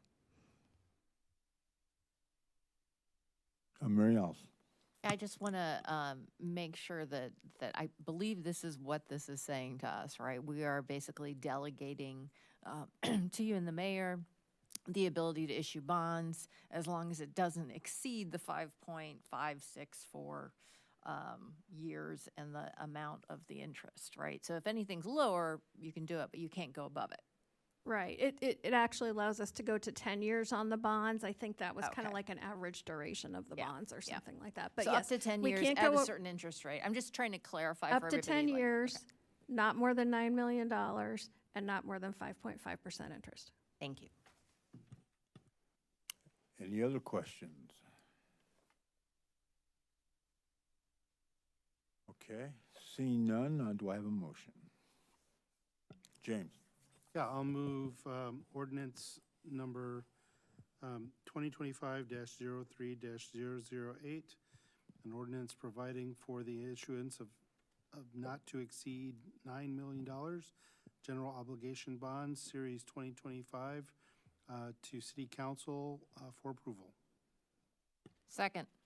Moved by James, seconded by Mary Alice. Discussion. Seeing none, will the clerk please call roll? Councilmember Wu, Yes. Councilmember Evans, No. Councilmember Hersey, Councilmember Colacetti, Yes. Councilmember Wilkin, Yes. Councilmember Quisenberry. Yes. That motion passes, will be sent to the next council meeting for approval on the regular agenda, I believe. Okay.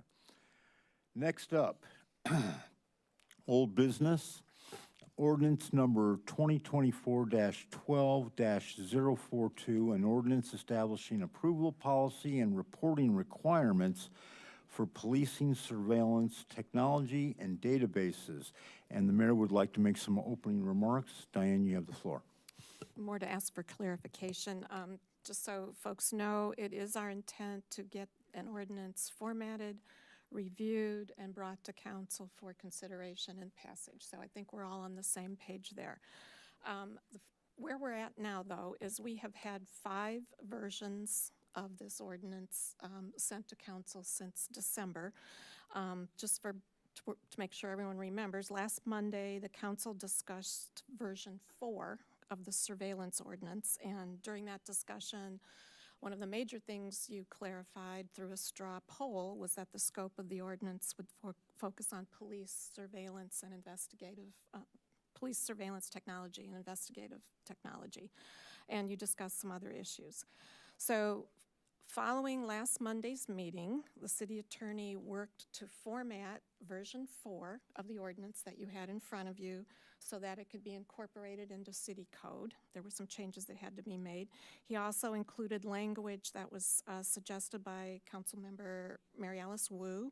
He incorporated language that reflected the direction you gave from your straw poll into that ordinance. And I believe he also had another phone conversation with Councilmember Wilkin about the ordinance. So city staff, once all that was done, that is the version, the updated version of the ordinance that city staff was going to work on to get it into, to get city staff review and comments so that we could get something back to you for consideration. Well, a couple of days later, a 5th version of the ordinance was sent out to council and was put into this week's packet. This version 5 does not reflect the direction from the straw poll of last week, in that the scope of the ordinance still has been shifted back to include all city departments. It contains brand new language related to exigent circumstances, and I don't have it all in front of me, but as I recall it, it narrows the definition of exigent circumstances and limits the extension of the anyway, there's brand new language related to exigent circumstances that wasn't in version 4, and there's some other changes as well. So what our request to council is, which version do you want staff to work on? What is your intent? And do you want us to continue working on version 4, or is now version 5 the one that you are wanting staff to format and review. Okay, question on the floor. Who wants to answer first? Or Mary Alice? Hi, so I think we've had some great conversation here at City Council in terms of what kind of the intent is. Of course, the devil's in the details in terms of how we explicitly say things. And I was really kind of holding back on doing any kind of suggested language and so forth until I felt like we were kind of going in the same direction. So last week, I went through and started doing some edits. Specifically, I was trying to do things that were operationalizing it. So how would we as a city be able to meet this? Like what would we do? For example, I think in the original one it said that with written consent, and I replaced it with majority vote of, with a resolution or something like that. So I kind of was going through it with the eye towards how would we actually implement this. The second thing that I did was I was looking at, based on the conversation that we had last time, making it so that we were talking about police surveillance since we had that straw poll vote. And then the third thing I did was try and disentangle a little bit the databases and the surveillance technology because I was getting tripped up a little bit in it. And so I was kind of doing it in parallel where I would have police surveillance technology, yada, yada, yada. And then I talked about surveillance databases that UPD manages that includes personally identifying information. I think at the end of the day, what I'm hearing from many people is that people are concerned about how their personal data is getting stored, who has access to it, are we selling it? And of course, aside from the fact that we can have multiple indicators to identify somebody, if we put that aside for a moment, adding in personal identifying information into databases is a big deal if it's something that's just out there in the world. And we actually had somebody email City Council today, I think, talking about surveillance databases and being concerned that it didn't seem clear, based on the conversation last time, that ALPR data was surveillance database. And I think that's actually, in my opinion, the perfect example of a technology that is out there and deployed within the community that is just gathering data. It's not gathering data for a purpose of a crime that's been committed. It's just sitting there gathering data. That to me is a perfect representation of something that this ordinance would cover. So with that in mind, I sent that, and then Grace said that she was working on something, and I feel like at this time it would be good because I don't want to have multiple people working on different versions and it all getting tangled up, and it's not clear in terms of what direction we're going. So I just want to kind of let you know what I was working on, and then I kind of stopped because I know Grace had a new version. I agree, it would be nice. I would like to be able to continue suggesting different edits to City Council, but it would be really good to know which version we're working off of. Grace. Thank you. I also had prepared some kind of opening for presenting the ordinance for the item tonight, if there's a time for that. And as far as some of the specific questions that were brought up, I did not incorporate the change from last week's discussion, since that was a discussion and not a binding decision. So I would like to call the question again tonight about applying to all departments or the police department, and am hoping for a different outcome and would like to make some of my opening statements before that point. I haven't seen any of the recommended changes from you, Mary Alice. I know we talked and I understood some, but I haven't seen any of the changes or recommendations from the Mary Alice and city attorney version, so I don't really have anything I can say on that. It would be great if it could be shared so that we could say something. There have been a handful of versions because this has been a collaborative process that has been happening for the past 10 weeks and has been open to input. The changes that have happened have been largely minor changes taken from recommendations from our discussions at an item of business at our meetings. The definitions did change earlier on. That was one of the more major changes, and I think that it'd still be good to clarify that. So again, I have some things to say opening, and I think it would be helpful if we did maybe even go through the ordinance and be sure that we're all on the same page as far as what it means and what applies. Okay, Grace, are you wanting to make a motion on whether it's all departments or just police department first, or do you want to have the discussion regarding going through the ordinance? I would like to say some things as far as the presentation of the ordinance, and I would like to eventually tonight call the question for a straw poll, since this is an item of business tonight. Why don't about you how go it ahead and applies. make your opening remarks then? Thank you. So I did want to just have a reminder that I appreciate people have echoed tonight in public input that the proposed drafts have had review from an attorney and CPRB member, ACLU of the state of Illinois and Champaign County, other community experts and activists, and then in more recent drafts with our city attorney as well. I've shared each draft with council members and city leadership for the past 10 weeks, and I would appreciate it if others would please read what's proposed and do some research on which to base some recommendations and questions. One of the additions was, in the definitions for this week, was language from the Oak Park, Illinois, which has a similar ordinance, and some of their language about state exemptions for body-worn cameras. It was not hard to find. One Google search was able to find this, even though apparently it wasn't found in some other research.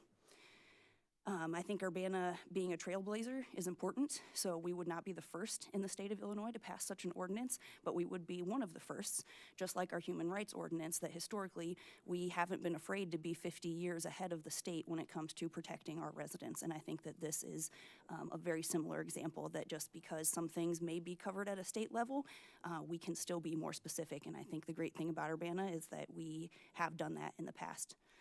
I also want to keep in mind this important point that this ordinance is not to designate or dictate the use of any specific technology. That's been the intent from the beginning, that this would simply decide, lay out the policy and the procedures for how we use these things, and that any specific use would be defined in the use policy. I think that a problem with trying to piece out investigative use is that that would be in the use policy. That seems like the whole reason why we have surveillance technology. We mass surveil everyone in the chance that we use it for an investigation when we need to go back and look at something. So I think that that absolutely has a place in the use policy, and not so much in the ordinance. I think this needs to apply to surveillance technology, which is what's currently written, and what's proposed is very similar to other ordinances that have been passed. I also recently found an ACLU model ordinance, which the content is very similar. Again, this is researched. This is very similar in its main content to other ordinances like this that have been passed. The surveillance technology in general is evolving a lot faster than our societal knowledge and the regulations, and this ordinance is about transparency and democratic checks and balances. I think that most people want to know that they're being tracked in their movements all over town, and didn't know this until some of the recent conversations the past few weeks.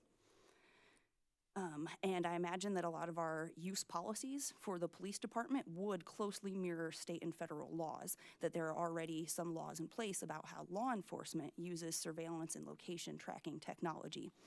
However, from some of my understandings, that those regulations do not apply to non-law enforcement, meaning that other departments do not have those same regulations.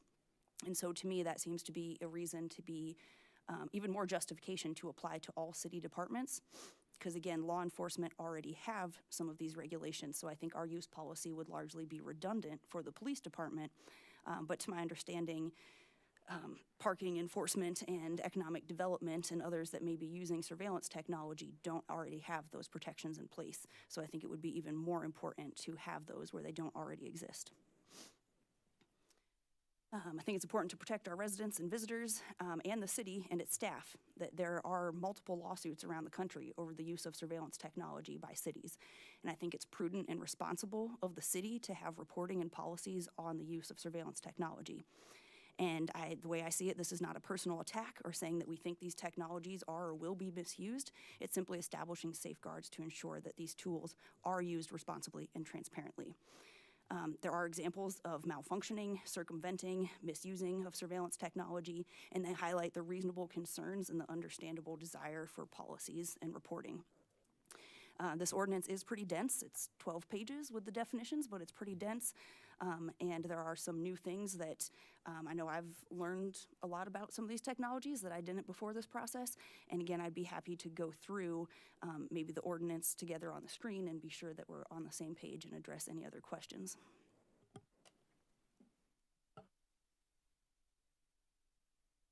Okay, thank you.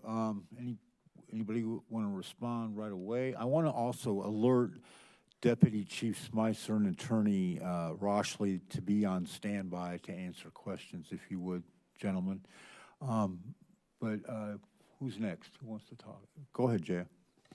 Yeah, I would just say in terms of which draft, I would go with the most recent draft that Grace submitted to all of us. And I say that because over this whole process, I think that this council owes Grace a lot.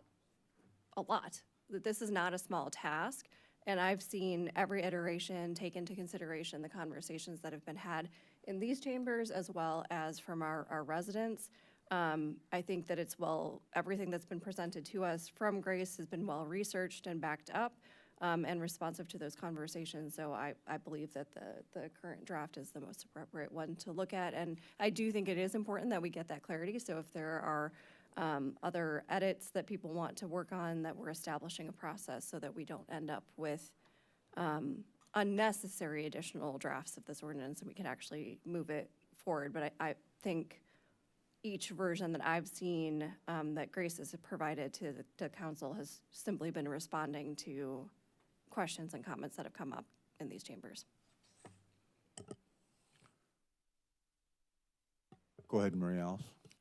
So, we had it was a discussion item last time, and I am worried if we're going to take direction tonight that Chandra isn't here, and she was part of that conversation that we had last time. So I would be hesitant to take the only way to do it is a straw poll, unless the clerk tells me something else. You are correct. If you are to make changes, you can do a straw poll. You can also make amendments. I will also remind the council that we do not currently have a motion on the floor. And while this is a council-initiated item, so it is, traditional that they give the presentation, right now we can really only ask questions because there is no motion on the floor to allow for discussion or deliberation.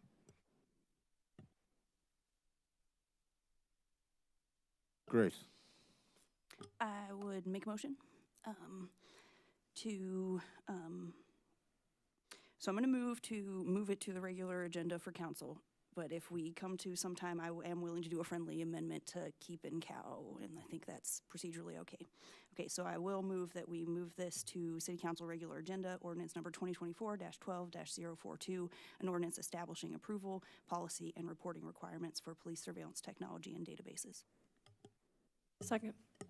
Moved by Grace, seconded by Jaya. We are now in discussion then. James, go ahead. So when we had our discussion 2 weeks ago, I think I had committed to trying to recraft, I had some concerns about Section 3, and I committed to rework that such that I felt it was saying the same thing in intent, but not in the way that I had concerns with. I did get that done. Unfortunately, it was on Thursday. I shared it with Grace. It was too late for it to be included. I would like to add it to any edit that is done in the future. It basically changes the content of 3 to describing the criteria that future councils should look at when reviewing decisions, and did it more in a bullet format. Thank you, Grace. I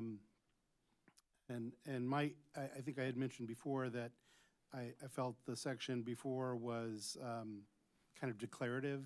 It was a shall statement as opposed to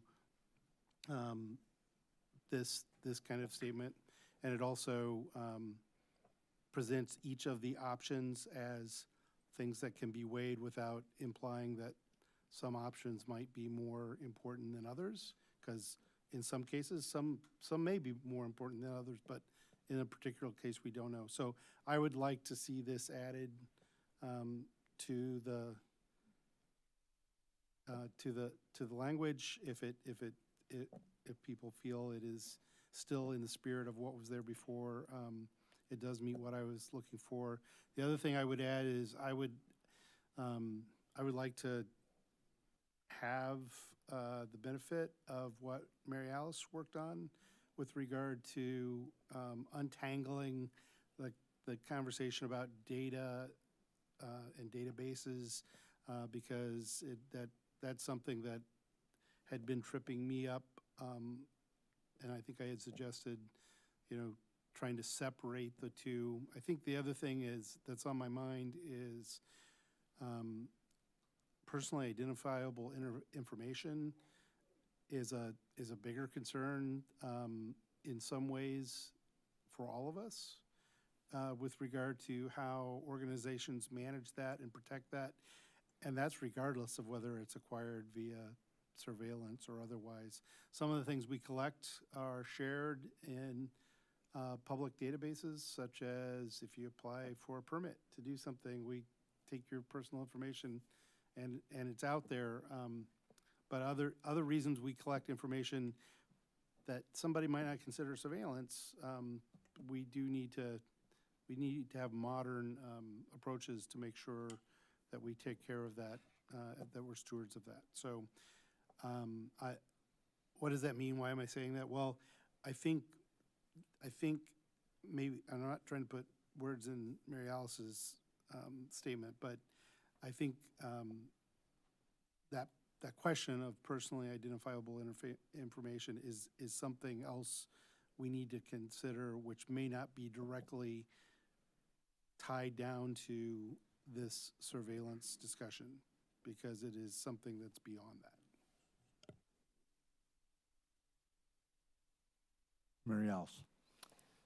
I would like to see, I would like to, and I'm happy to share my, what my proposed edits were. I actually contacted Met because I didn't know, legally what we do with, like, do we have a resolution to approve this? Like, what is that process? So that's why I was contacting Matt to figure out what that legal process was. So I would like to disentangle those two items within this report. I would like to see this start with police technology, police surveillance technology specifically. That's what Oak Park does. They talk about police surveillance technology. And I would like for us to think about like what is within our realm of power, I guess is the best word to say it. I mean, I understand people's concern about tracking cell phones throughout the United States in Urbana, Champaign County, Illinois, and so forth, but frankly, we don't have the ability to stop them from gathering that data. So when I was looking at it, I was like, well, what do we have the power to do? We, as a city, have to say we are not collecting certain kinds of data, but beyond the city, they unfortunately can collect data on us unless you turn off the location services, unless you happen to be in GDPR and tell them to erase you from their records, the right to be forgotten. So I was trying to focus it on, like, what do we have within our control of the city? And that's what I was looking at. And I'm happy to share that information that I started crafting. It's not final by any stretch of the imagination, but I would like to see at least some of that considered before we move this on to City Council. Diane. And again, it needs to be put into a format for city code, and this draft is not. So when all the changes from the council are done, they need to be sent to the city attorney to be put into the proper format. And we still need to know the scope of the ordinance. Grace. I was just going to ask if it's okay with the chair and any objections from council if we do just pull up and go through maybe the definitions, just kind of breeze through if there's any particular misunderstandings or recommendations. Go ahead, Grace.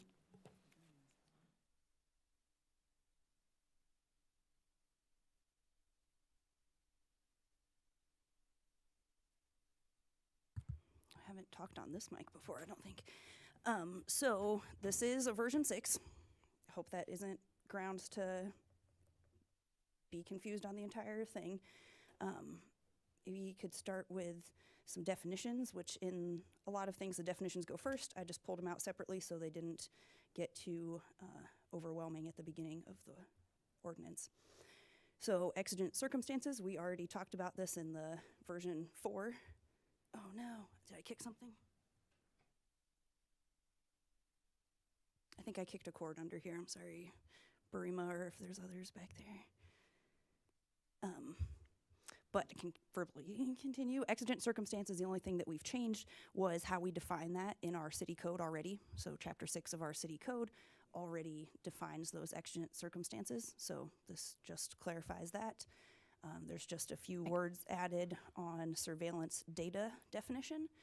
Grace, can you hold up, Mary Else?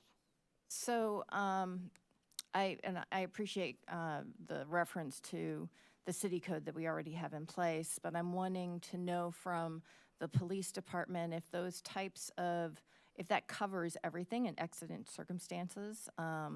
We would have to pull up chapter 6 on the city code. And the reason I say that is because there could be, depending on how we end up defining things, I'm thinking of one of the things that you changed was not only that we purchase, but also use. So one of the big changes is if the police department uses anything, even if it's not owned by us, right? And so what I'm thinking about is, and we had this conversation about drones, right? Like the city doesn't own any drones, but we borrowed a drone from the University of Illinois to do an aerial of the car accident that happened on University. Would that be covered under your? So I think the ordinance from the original versions have always included the use or acquisition of surveillance technology. Our current definitions do not include drones that aren't equipped with biometric software like facial recognition. So under the current definitions, a drone without facial recognition or any other biometrics does not fall under the purview of this ordinance as written. So this is the definitions of surveillance technology, things that are personally identifiable to a specific person or group, and we have an example of 20 different things that would be included. And we have I'll scroll slowly, also a long list of things that are not included. So this is, again, not including routine office stuff, parking ticket databases, other cameras. This one with the numbered number is from the language from the Oak Park Ordinance exempting body-worn cameras pursuant to Illinois state law. Also, it says for things like, internally monitoring if we have cameras on city-owned property, or we have surveillance on our own internal things for employee accountability, that those things are already exempt in the language. The definition of surveillance database, since this second version of definitions that's been the same for a couple months, surveillance data means data captured, detected, recorded, processed, intercepted, analyzed by surveillance technology. So that is a surveillance data. The original definitions were more broad and said any personally identifiable database, and I think that we quickly realized that there were some problems with that. And so since the second revision of definitions, this has been the definition of surveillance data that's generated by surveillance technology.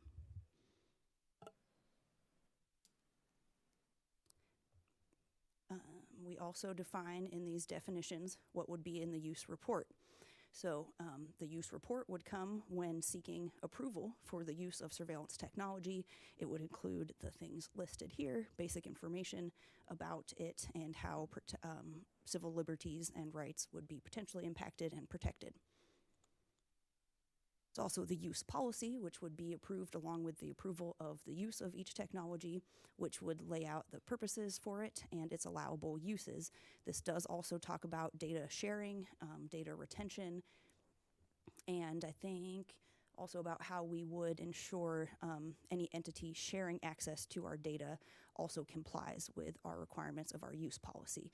So I think that was brought up that we don't control other people use it. I think as laid out, it would include some mechanisms to uphold other users to our use policies. And then the last major piece defined here is the annual report for each technology, which includes some things about a summary on how it was used, the cost, how often our data was shared, and any complaints or concerns that were received about it. Yeah, justification for its continued use and results of any internal audits or violations of the policy. So those are the definitions.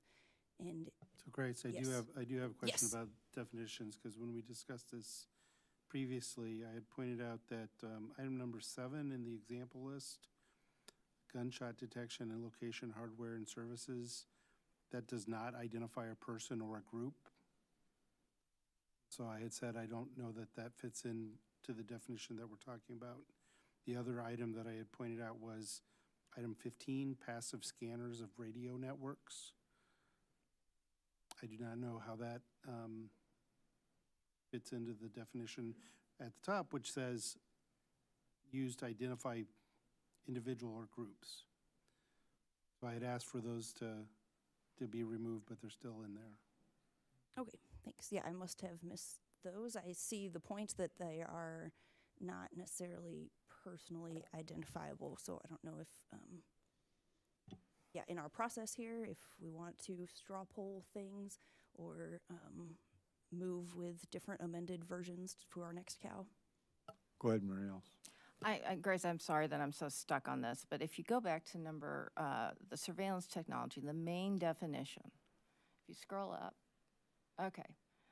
Device, hardware, software that is capable of collecting, capturing, recording, retaining, processing, incepting, et cetera, et cetera, et cetera. If I read that definition, that's a drone. So I guess my question to you is what am I missing here? I think about being...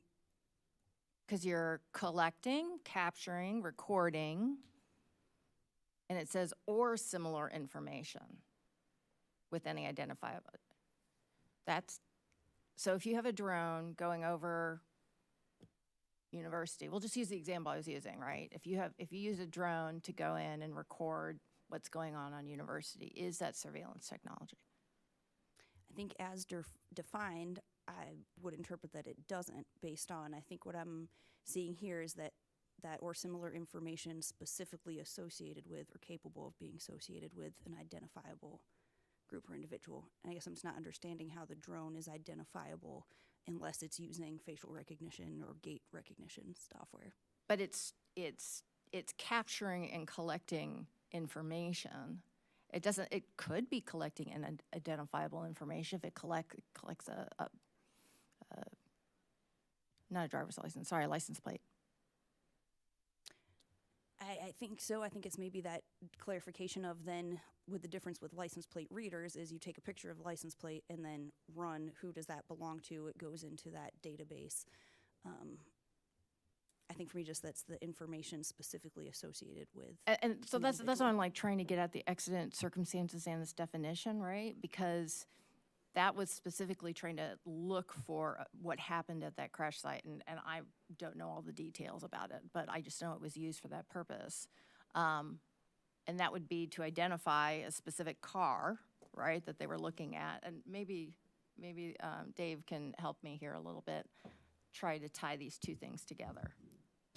Yeah, so your question is what would have been gathered by Yes. that information? So it would have been used for an aerial, basically a bird's eye view of the crash scene. Okay, so you're not collecting any identifiable information? Well, it depends on how you interpret identifiable information. It would have, say, it's just any crash scene, not that specific one. It could have collected identifiable information in the sense that it was a red 4-door sedan, or like you mentioned, maybe it's identifiable in the sense that there's a license plate that's viewed from the vehicle. It's identifiable in the sense when you put it together with other information, like when you're on the scene doing the investigation and you get vehicle 1, vehicle 2, and the license plate on this vehicle, and I know who was driving it, and the license plate on this vehicle, and I know who was driving it, and then using the information that you're gathering from a drone, you put that together and it becomes identifiable information. So the line becomes very blurred, I think, as what. But and that goes to the idea of an investigation, right? A very specific targeted thing that we were using it for. So this is why I'm getting muddied with some of the definitions, Grace, is trying to mesh all of these different pieces together. So unless a technology is associated with identifiable individual or group, it does not fall into this definition. That's what I'm hearing you say. Is that correct? That's what I think from the reading of this. Always happy to hear if Matt Rushley or other legal experts, this is what I would interpret based on how it's written.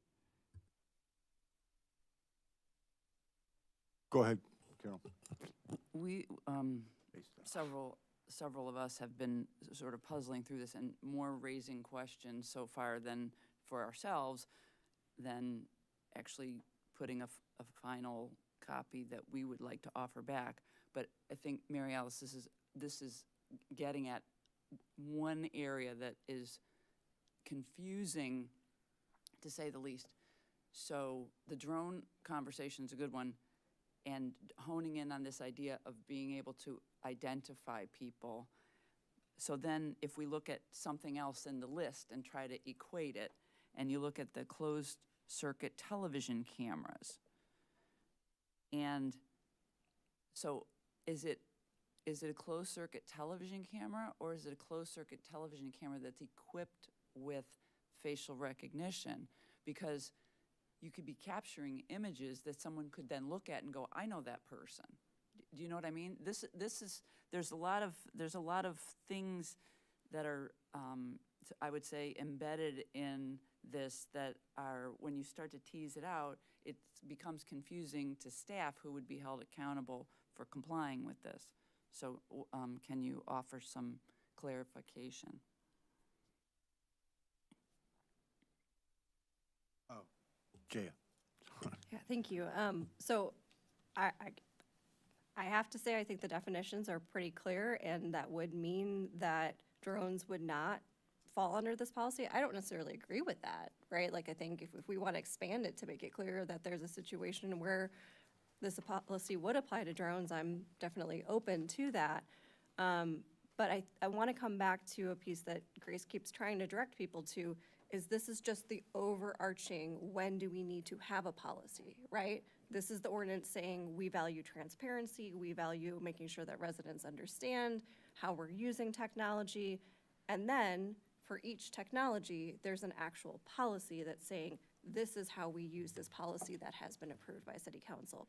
So we're not gonna get the granularity for some of the examples that are listed here if they came to council and council said, yep, we are now good with ALPRs, then there would be a policy that said, this is how we are going to use them. So I think it's important to recognize this is the overarching framework. And if people feel like this is not broad enough, then we can have that conversation. You know, if it feels like there are things that are getting missed by the fact that we've been narrowing down and narrowing down and narrowing down these definitions, then we can consider expanding things back out. But there's a reason why those things don't feel like they're fully fleshed out here, because this is not the place, right, to be fleshing out the exact uses policy for each of these items, because, you know, as the police department keeps bringing up, we don't even have a lot of this stuff, right? Why are we creating policies for things that we don't have? This is creating a process so that if we're looking at a technology, we can say, here's when we need to create a policy and what needs to be in that policy. Carol. Totally appreciate that, and I feel like the umbrella is the paragraph surveillance technology. Where I get lost and confused is then we say, here's examples of surveillance technology.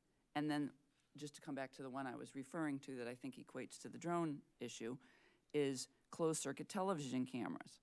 Okay, well, based on this conversation, that's not surveillance technology in and of itself.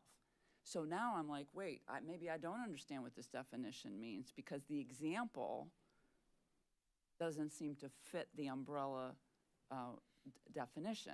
So that's part, so, and I don't know if maybe the thing to do is to eliminate the examples, you know? I mean, because then it's like, well, just read the words and let the words speak for themselves. Because there are things in there, I think there are more, if we did go line by line, there are more questions that get raised about whether these are all examples of surveillance technology, including the things that James raised. And then when you go into the other piece of the definition, which is B, which says surveillance technology does not include these other devices, well, some of them actually are surveillance technology per that definition. You just don't want to control it through this ordinance. So that's, again, you're saying, but that's not surveillance technology, notwithstanding what that paragraph says. So it's not clear. If you could clarify which exempt definitions you think don't apply. Well, I think the office, the routine office stuff would not be a surveillance technology. I mean, there's a whole bunch of stuff that you could say is not surveillance technology. I think the purpose of B should be, no, this is surveillance technology. It's just exempt. We were talking about, so you talk about 3, just as a for instance, things that are, so if we're talking about, you have manually operated, non-wearable, handheld digital cameras. Okay, so we go back to cameras, and are cameras surveillance technology per the definition if they don't have some means of identifying people built in? And then we get into, you have number 3 under B, manually operated non-wearable handheld digital cameras, Well, cell phones and tablets are capable of that too. So what's the intention relative to a cell phone or a tablet is a manually operated non-wearable handheld digital camera or audio recorder? So they would be exempt, right? You realize B are the things that do not apply to this ordinance. Well, it still begs the question of, are cameras per se, just a camera that is capable of recording images, is that per se, I shouldn't say per se, is that per the definition surveillance technology? Because there are cameras in each A and B, and it's not clear what the distinction is, and it's not clear from the definition that they actually are surveillance technology at all. So yeah, I see that contradiction with the closed circuit television counting and other non-wearable handheld cameras being exempt. So I think that's definitely something to talk about here. I think the difference I see is whether something's mounted versus manually operated. But I think that's definitely something for the conversation. So I see the point that cameras are kind of in both lists there. Mary Alice and then Jay. So I want to step back for a second and say, Jay, I hear you in terms of setting up a process. I completely agree that we need a process in place that everybody understands and that we can put into place. When we initially had the conversation about ALPRs, we were kind of building it as we were going, and we were trying to find our way through there, and I think this is an opportunity for us to kind of set what that would look like in the future. So I think that idea is, I think it's a good one. I think that that's what this is trying to do, and I don't want to get lost in the weeds on all of this stuff. But I'm in the weeds right now, but I totally agree with the whole premise of it, I guess is what I want to say, in terms of what the process is going to be, in terms of notifying the public so that they are aware of what's going on, having a use report, having a policy, all that stuff. I'm completely behind all of that. I'm just trying to tease out some of these things. And perhaps one way to do that for Carol's question is just a rephrase of that B, which is these following items do not fall under the parameters of this ordinance. just taking the word surveillance technology out, because I think that's the confusing part, is that they're surveillance technology, are they exempt or are they not exempt? These are just exempt items. Jaya? Yeah, I was going to suggest a similar point to what Mary Alice just said of clarifying. The only limitation is that then we're saying this is it, right? So I think that's just a piece for us to think about. Which it's not a bad starting point, but that might mean more regular revisions if there's some new technology that's covered by state law or, you know, we've determined doesn't, you know, it's an undue burden or whatever, that we might have to continue to update this list.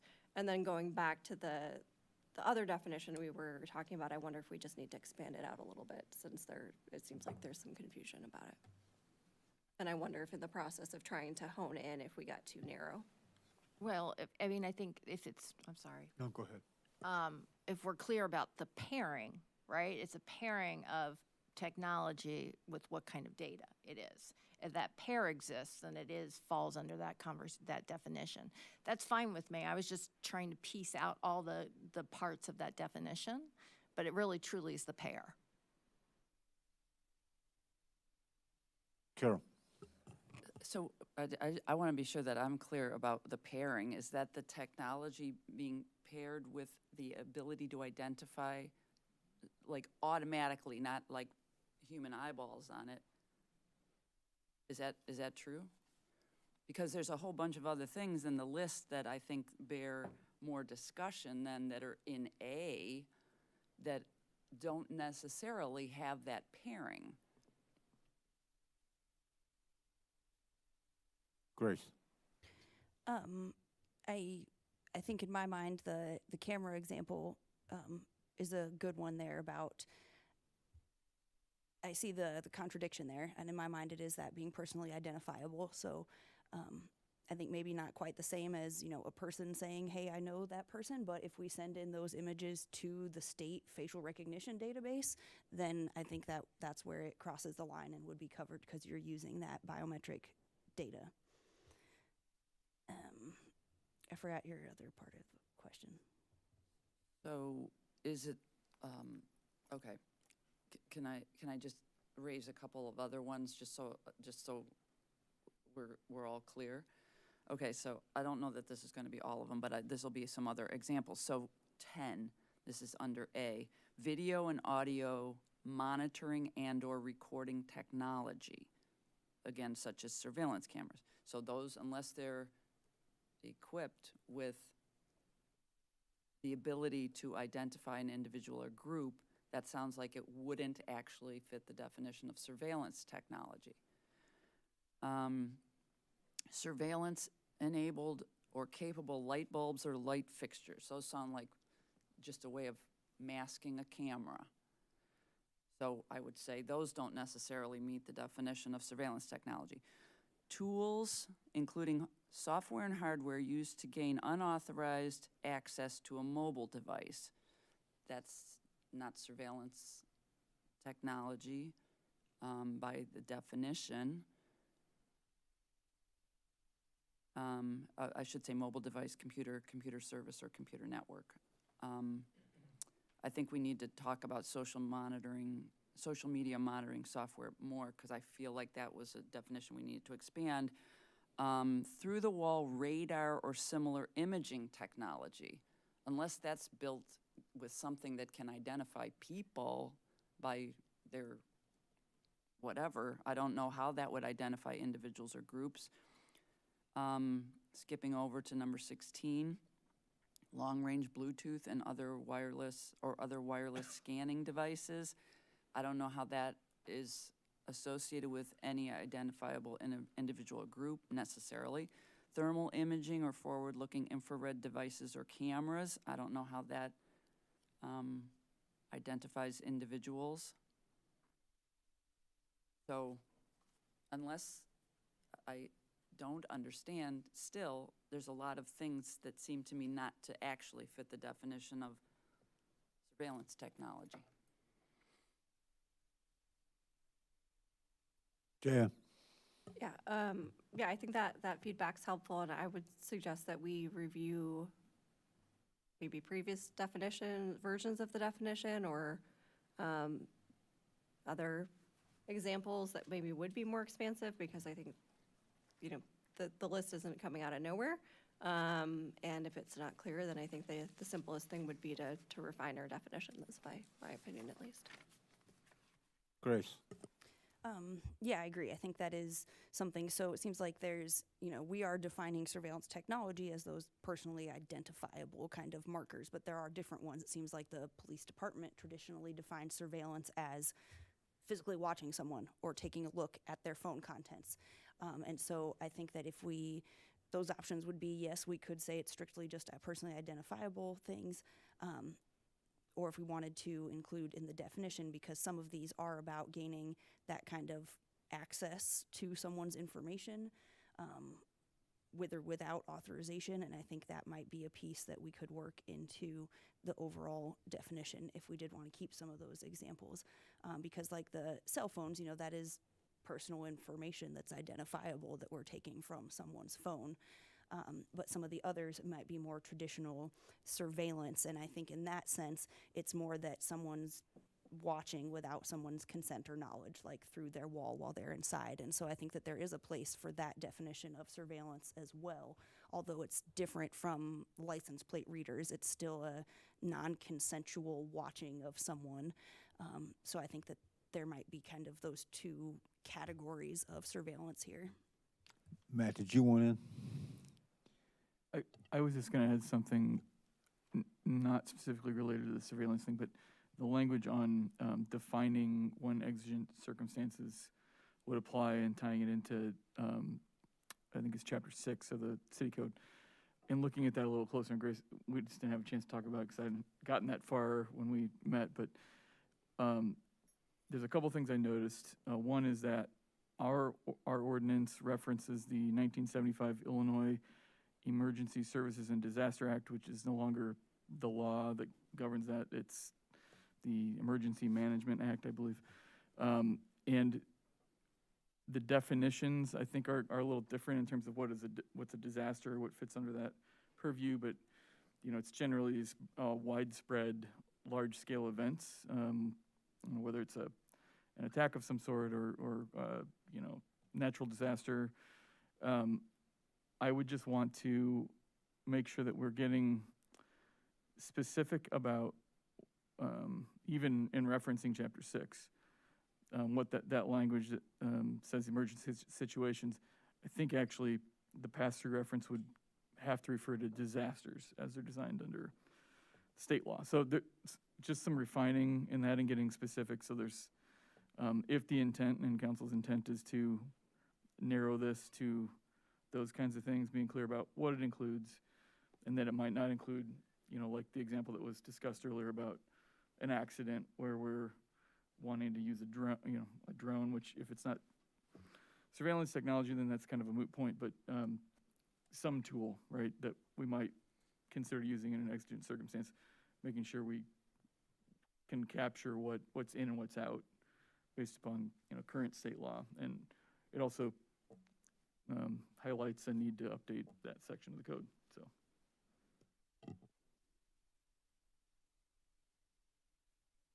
Go ahead, Grace. Matt had another question too. I was wondering if you had any time to look into the thought of separating investigative stuff in the ordinance, or if you've not gotten to that yet. Yeah, so in the draft that the administration is working on that incorporated Mary Alice's edits that kind of separate the databases from the surveillance technology, I attempted to make that distinction by, and I don't have it in front of me, and unfortunately my computer's about to die, but including what we would refer to as investigatory technology or tools in the exceptions as a way of distinguishing the two. I don't know in practice and in effect how clear that gets. I think that's a thing we'd need to discuss when we have the language in front of us, but I did make an attempt to kind of parse the two consistent with what council discussed last week,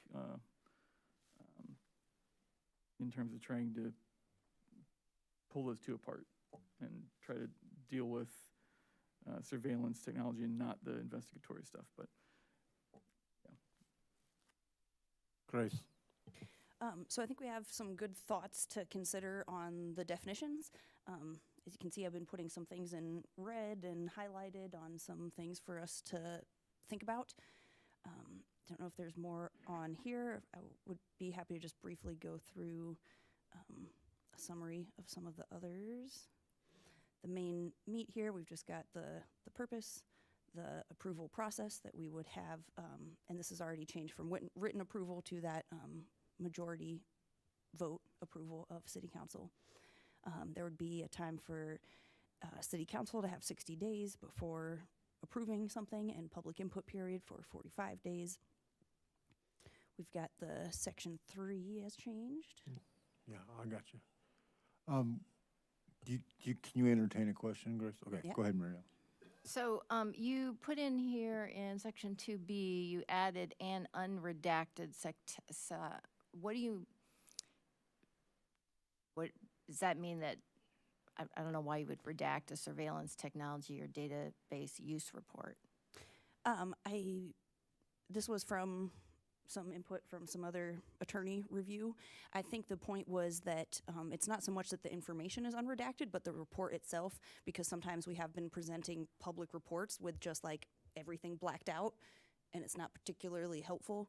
So my interpretation of this was, the report, the main data on, maybe other cities have used it for these purposes and they've done X many things or whatever, that I think we can aggregate the data so it's anonymous and protecting people's privacy, but so that the report itself doesn't have a bunch of redactions and you don't get a FOIA request looking thing that's just a bunch of blacked out pages that's not really decipherable. But it's a publicly available written report, so the redaction part just didn't make any sense to me because it's available to everybody. Why would we redact the use report unless you're saying that because we're not asking people to say, okay, on May 3rd, Mary Alice Wu is at the 200 West, Vine Street, right? That's not going to be in any report. It's going to be, there was, I don't know, I'm just making up numbers, 100 cars that passed University and Cunningham. That's an aggregation of it. So I don't think we would ever go down to the individual event, is what I'm saying, which would mean that we wouldn't need to redact anything. Unredacted just seems awkward, I guess is what I'm saying. I would just strip it, personally. But also you'd say redundant, right? Because we wouldn't have any redactions in there, right? So also, it just flip side that doesn't hurt, right? It makes it seem like you're covering something up in a publicly available written report. It seems odd to me, but that's just me.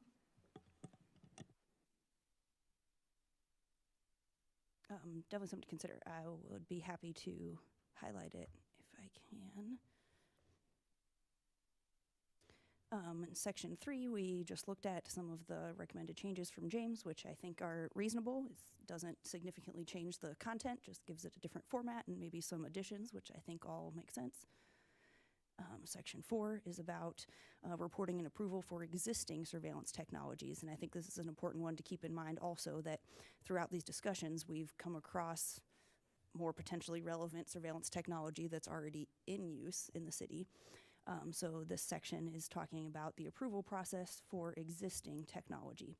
So if this ordinance were to pass, within the passing of this ordinance, there would be 120 days for any department, or maybe just the police department, to submit a use report and use policy on existing technologies that are used by majority vote of city council. There are extension options too, that if, unless extended by council, if there's a need for more than 120 days. And then we just added in here no more than 2 extensions for any individual technology. Marielle? Can you tell me the thought process in terms of adding in no more than 2 extensions? I think just so that things weren't caught up. There was nothing in here that really prevented an extension of, say, 3 years from now and we haven't gotten this completed. I guess I just would remove it. I think it's unnecessary.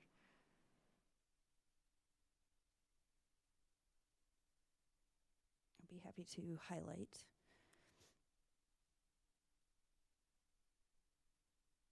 Yeah, so something that was recommended, again, by some other attorney input, just about having some mechanisms for certain things not being abused. I think just looking at the attorney loopholes in the legal language, like, well, what about if we have an exigent circumstance over and over again? What if we just keep doing these extensions over and over again? So I think this was through the lens of that kind of attorney looking for any potential loopholes. Oh, go ahead, Sharice. I guess my question would be, when you're having this kind of directed thing, no more than 2 extensions, shall be granted for any individual technology or database in use. And if they don't do it in 2 extensions, then what? Then there would be a requirement to discontinue the use if it's not approved within, okay, so sorry, 120 days was to get all the information available, and then that starts the 60-day time period for council to approve within those no more than 60 days. So if the use report and use policy haven't passed within a total of 180 days of the passing of this ordinance, again, unless otherwise extended, says then they shall cease the use of the surveillance technology and the sharing of that data.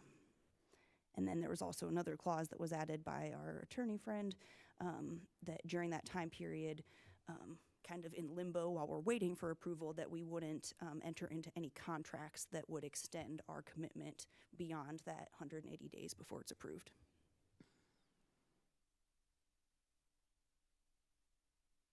And that the extensions here don't have a specific amount of time, so they can be on a case-by-case basis.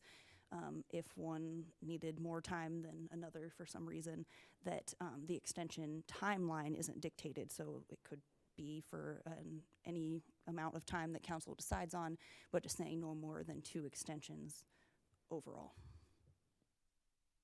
Okay, thank you.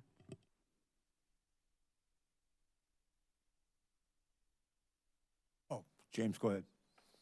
Yeah, it's something that has become reasonably clear to me as we've worked through this is that there are some things that are in a gray area as to whether they're going to fit this or not.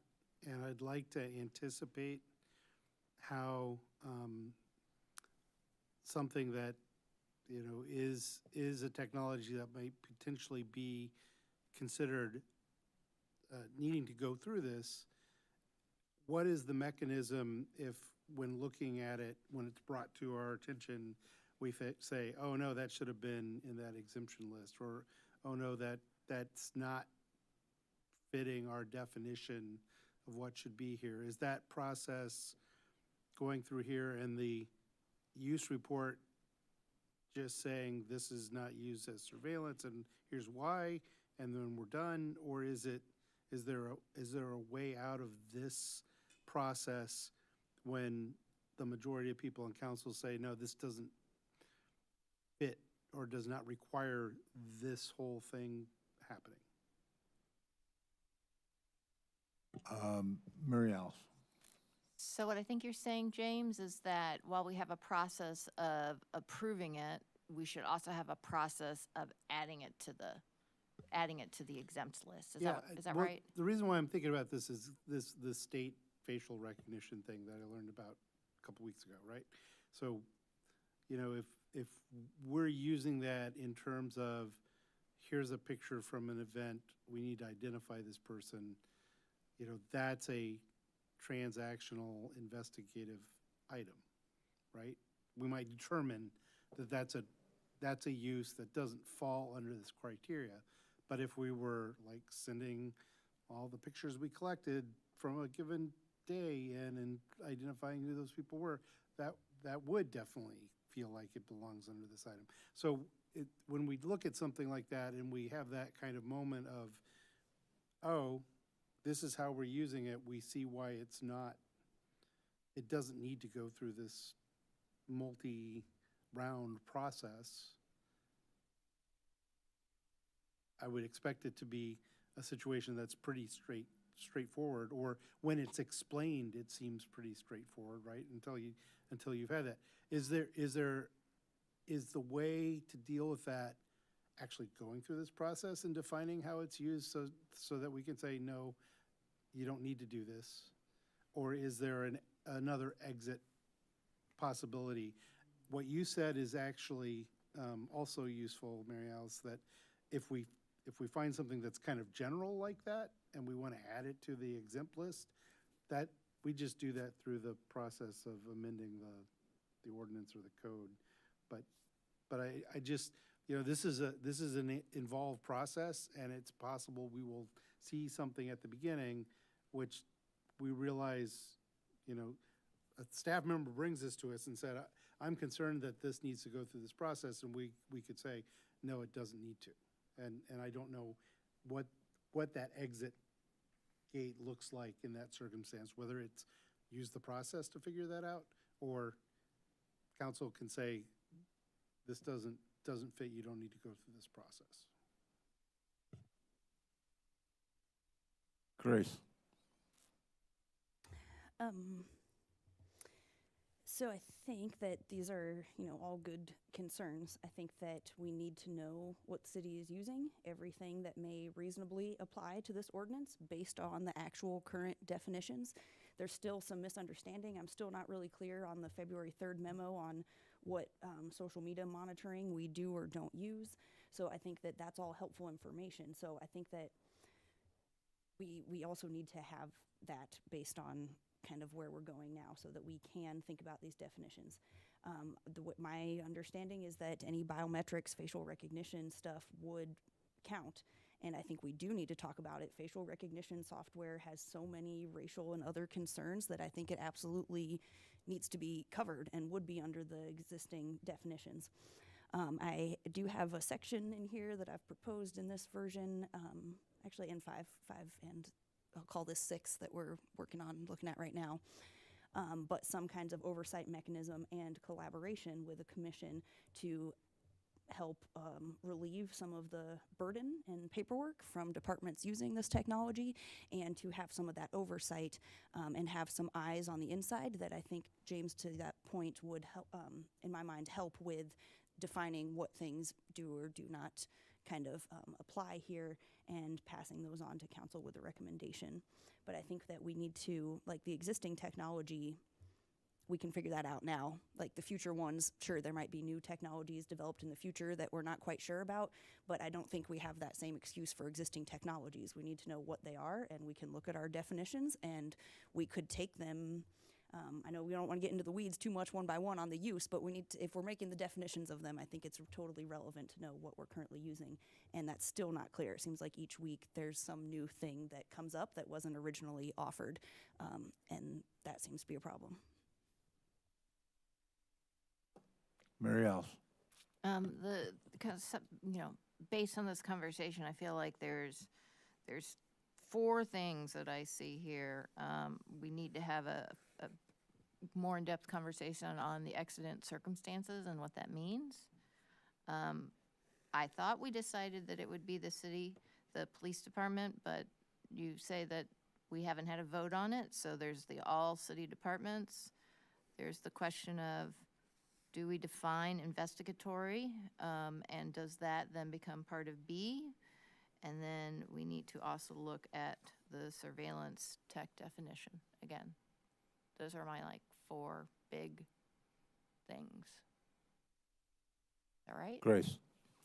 I think so. If I may, we just kind of go through some of the rest of this, and then that new version 8, which I think may be for a later discussion, but I think addresses some of those kinds of oversight and reporting issues. So section 5 is just saying that we, contractual stuff, that we won't sell people's data for money. We won't enter into agreements that are in conflict with our use policy for a particular technology. 6, the exigent circumstances. Grace, can you go back up to the NDAs? Yes. That's new. What is that? This was other recommendations from attorney friends. This was in some of the original the original versions, including that NDAs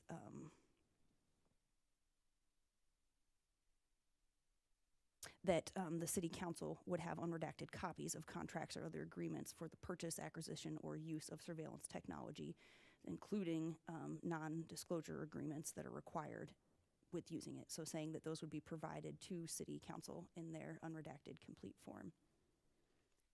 I think the motivation for this is that is a tactic with a lot of these surveillance technologies, that the company has an NDA kind of wall that supersedes and blocks transparency and any other use policies.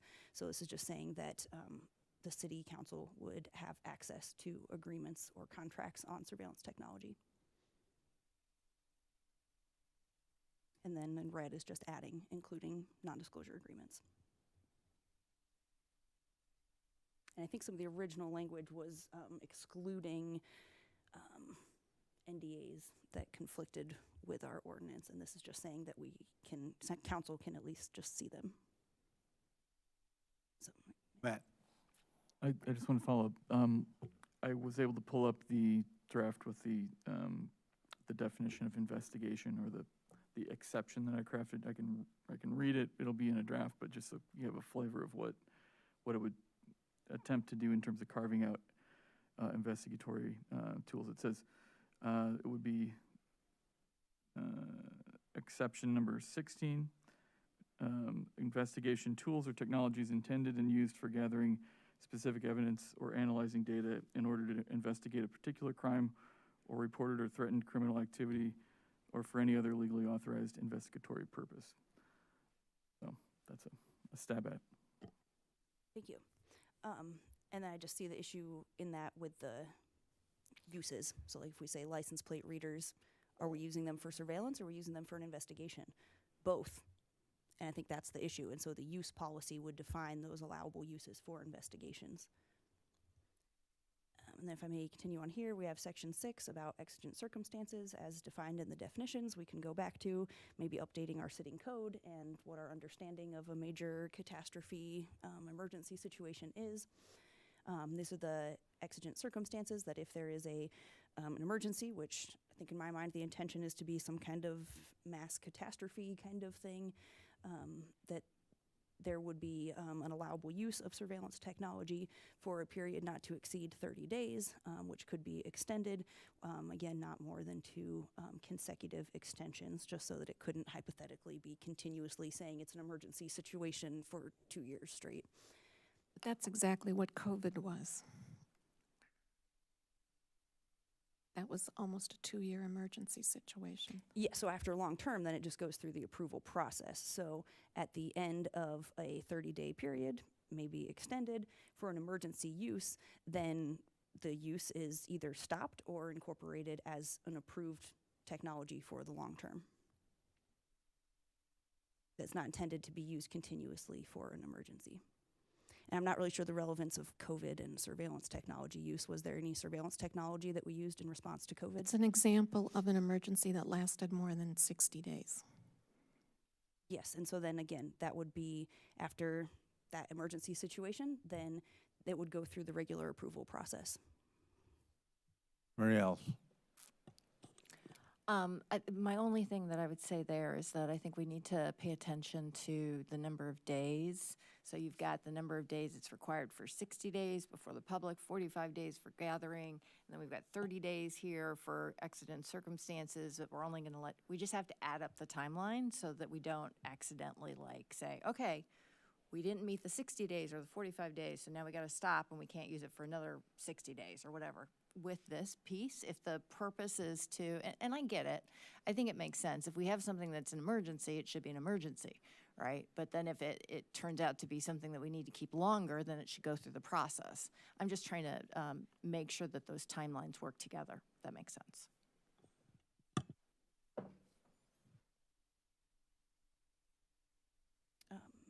Yes, I think that makes sense. And that there would also be a report 30 days after the end of the use for those emergency circumstances. So there would be kind of a retroactive reporting in that instance. Well, I think we talked about C, just adding some updates if necessary for the purpose of cybersecurity. but there wouldn't be any use of surveillance capabilities that might be there until there was an approved process. Number 7, we had talked about in the previous version. That's just saying that we would, if there's a violation of this ordinance, then that data would not be offered as evidence for anything, and except for violation of this ordinance. We had talked about the issue of, deleting or destroying records. We had as soon as possible, and then just added in accordance with state and federal laws. If that's hopefully sufficient for some of our retention records, that we may need to keep some, but just saying that we would not keep any surveillance data in violation of this ordinance unless we were required to, or we were providing it for evidence of the violation of this ordinance. And then also except for upon, a court order. And then section 8 here is not finished, and I would definitely be open to revisiting this one, even if we have to pass the main ordinance or put it into city code without this piece, and then add it at another time. I think that would also make sense. The words aren't great, so try not to get too focused on the words. The overall idea is, maybe I'll just put it down for a second, because the words don't make sense yet, not ready. The overall idea is that there would be an oversight from a commission. I think CPRB, Civilian Police Review Board, is one that would make sense, especially if we're talking about a lot of this applying to mostly or exclusively the police department, of having an oversight where they could help in collaboration with the annual report. In my experience, this is similar to other boards and commissions. My time on the Sustainability Advisory Commission, we work with staff on the annual climate report and action plans. It's somewhat of a collaborative process, although staff takes the main legwork in the commission, and then we just have a vote to move it on to council or committee of the whole for a vote from there. This is my understanding of how things, I think, work in BPAC and Human Relations and some other commissions and staff that have annual report requirements. So I think that it would definitely make sense that CPRB could do that role. I've had some initial conversations with a CPRB member. Obviously, we would need to talk to the whole commission, figure out some of the city departments. Matt Rushley and I also talked about that idea and some subsequent changes that would need to be made in the CPRB founding ordinance itself. From what I've heard from members of CPRB input, that this would be something that would be positive in their opinion. One, because CPRB could be more engaged. They've been just an appeals board and have been looking for ways to be more engaged. They've given us recommendations on updating their ordinance, and I think this would fall in line with giving them a useful purpose for the commission, and again, helping with our city department using the surveillance to help alleviate some of the burden in the reporting and have some of that collaboration. So the words aren't great, and I think they were kind of alternatives. So either having a collaborative process with the Civilian Police Review Board. This also says in Human Rights Commission. I don't know if we want to just pick one. I haven't talked to Human Rights Commission representatives about this yet. But I think this is also really important for someone to be able to see inside the black box, because we have some issues with self-reporting that I think have become apparent during these discussions with some of the information that wasn't offered initially and that we're finding out as we go through this process. So I think it's really important that there are eyes kind of on the inside to be sure that everything that is relevant is being covered in the way that it needs to. And I think it would be an opportunity to work collaboratively with our boards and commissions. I have in here from the ACLU model bill. They created a whole separate community advisory committee on surveillance. That's one option. I think that there's reasonable hesitation in creating a whole new committee when we have so many. So again, I think CPRB would be poised to potentially do this. But this is the example from, again, ACLU model bill. They recommend making a whole new committee on surveillance and having 3 months updates. I think they've got even the specific time period. So each year by a certain date, they'll work on this policy. I think that this might be a little much for us to create a whole new commission, but I think that the idea is really important. And again, I'd be willing to hold off on this for this first round, but would like the understanding, if we're in agreement, that we would add something like this when possible after having some of those more kind of follow-up discussions that would go along with it.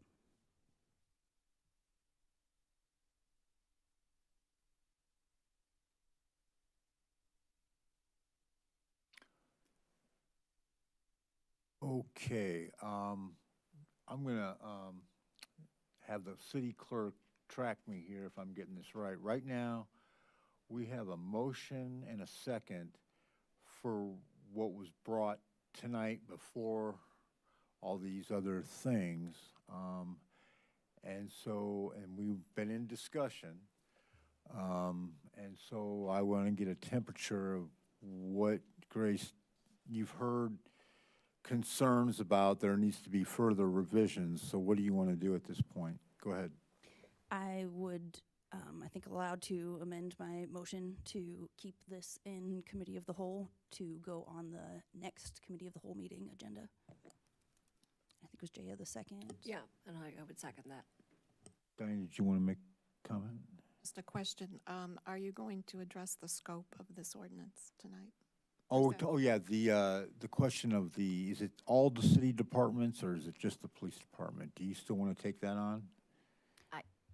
Or not, I just am curious. Yeah. That will have an impact on what staff time is going to be required to review whatever version gets sent up Okay. for formatting. Oh, go ahead, Marielle. My concern is Chandra's not here. Okay. I mean, I'm just throwing that out there. Okay. James? My sense is if we take this to committee of the whole one more time, that's going to give Grace and maybe Mary Alice some time to work on a revision. But I do want to point out that what we're trying to work to is the council's revision of what we want to have in it. And then there will be, I just want to warn people, I've heard that there needs to be another cycle once we've come to agreement on what it should be, of it being put into language for the code and making sure that we've gotten all the input from staff on the final thing that we've put together. That's what I've heard.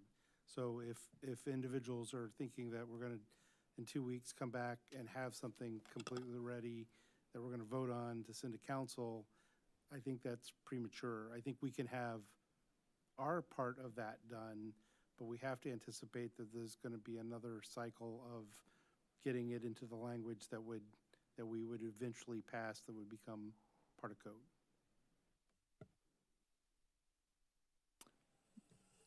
I'd also add, what I've heard, James, too, was that after even all that, the police department was going to be allowed to do a line-by-line response to That's staff review.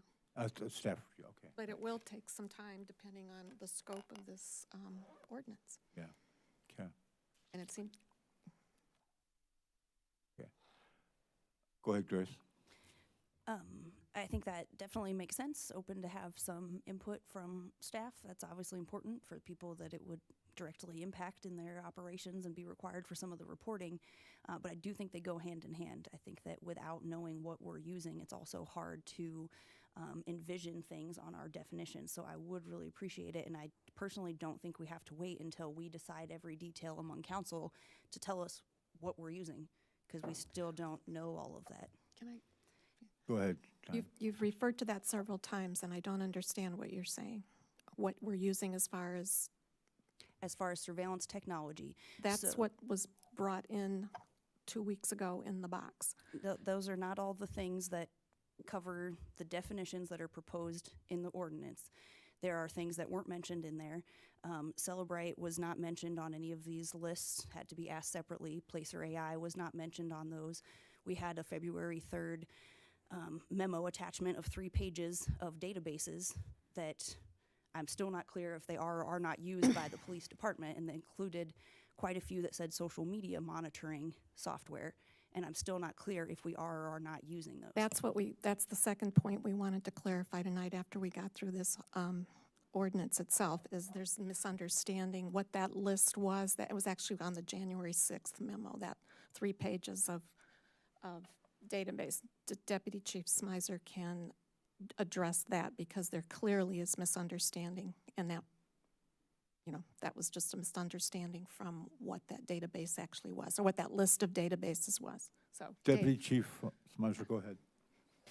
Yes. So the database list that was brought forward was a list that we tried to bring together to show for the initial reading of what was surveillance databases, how all-encompassing that definition would be. It would touch on so many areas and places and things that we use, some not very much, some not at all, some daily.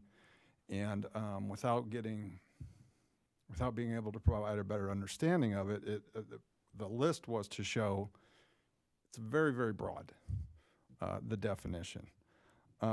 So I've went back through the list, and we were very confused, Chief Boone and I, because it kept saying there's things that you're hiding, there's social media monitoring, and we had no idea what you're talking about. Looking on this list, if you took it to mean these are things that we have and use every day, I can see where you come to that realization. That is not true. There's a number of things on this list that we've never used. There's a number that we do use quite frequently, most of which are not within our control. They're databases that are controlled by the Illinois State Police, for example, the FBI, other federal agencies, things such as, CODIS, the Combined DNA Index System. We use that. In a sense, when we take evidence to the state crime lab, that's DNA evidence. That's not our database. That's something we have someone query on our behalf. It's very important. But going down through the list, things that we have 5 databases on this list that I would consider what we use in-house within the department. And I can go through them. First one being Carfax for police. It's Carfax. It's just, we have access to it. If we need to run a VIN on a car, it gives us same stuff back you get running Carfax through that anyone has access to.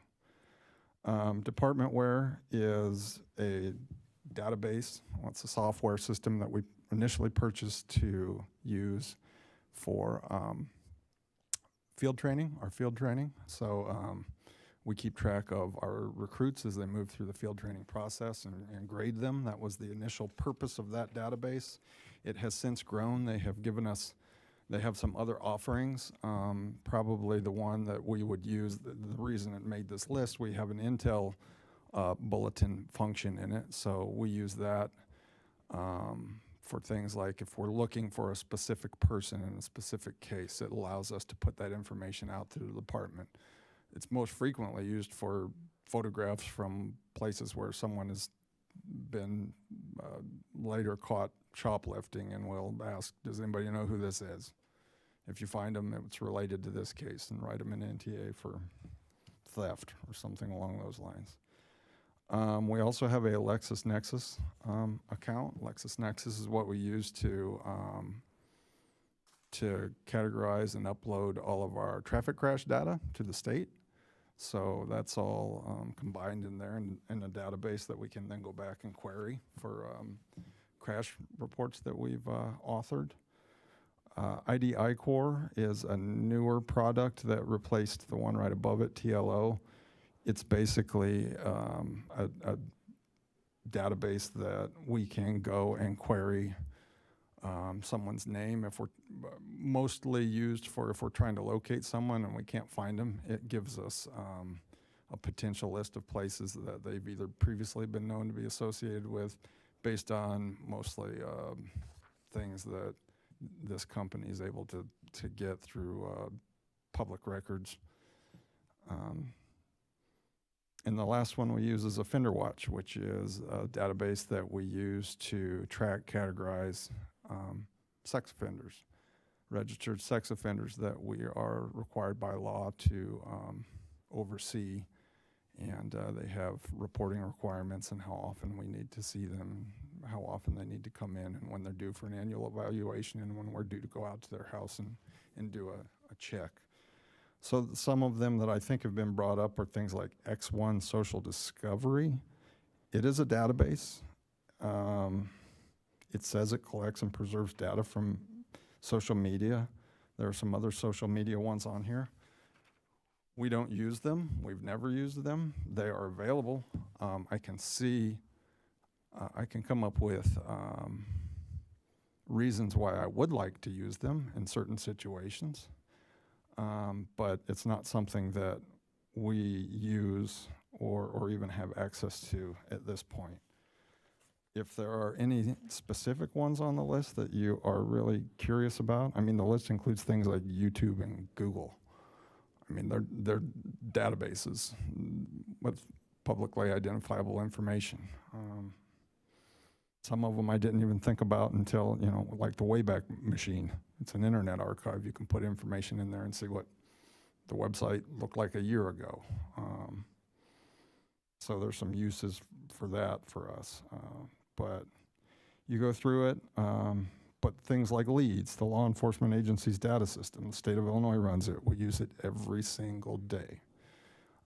That's the portal that we use to get to NCIC. That's run by the FBI, and those are ones that we have no control over, but we are absolutely, they are very much necessary for our ability to function as a police department. Grace. I appreciate the information, and so it sounds like you're saying that we don't use this X1 Social Discovery or Data Miner or any of these other social monitoring software on this list. We do not use, have not used. Is that correct? No. And then I think there's also maybe a misunderstanding here. The way it's currently written, which is open for discussion, obviously, as any of this is, this does not just apply to data owned and captured by the city, but any use of surveillance technology. So meaning if we're using Champaign's license plate reader information or the university's things like that, that would also fall under the current definition. So I think that's an important point too, is that it currently is not just databases owned and operated by the city, but any of their use as well.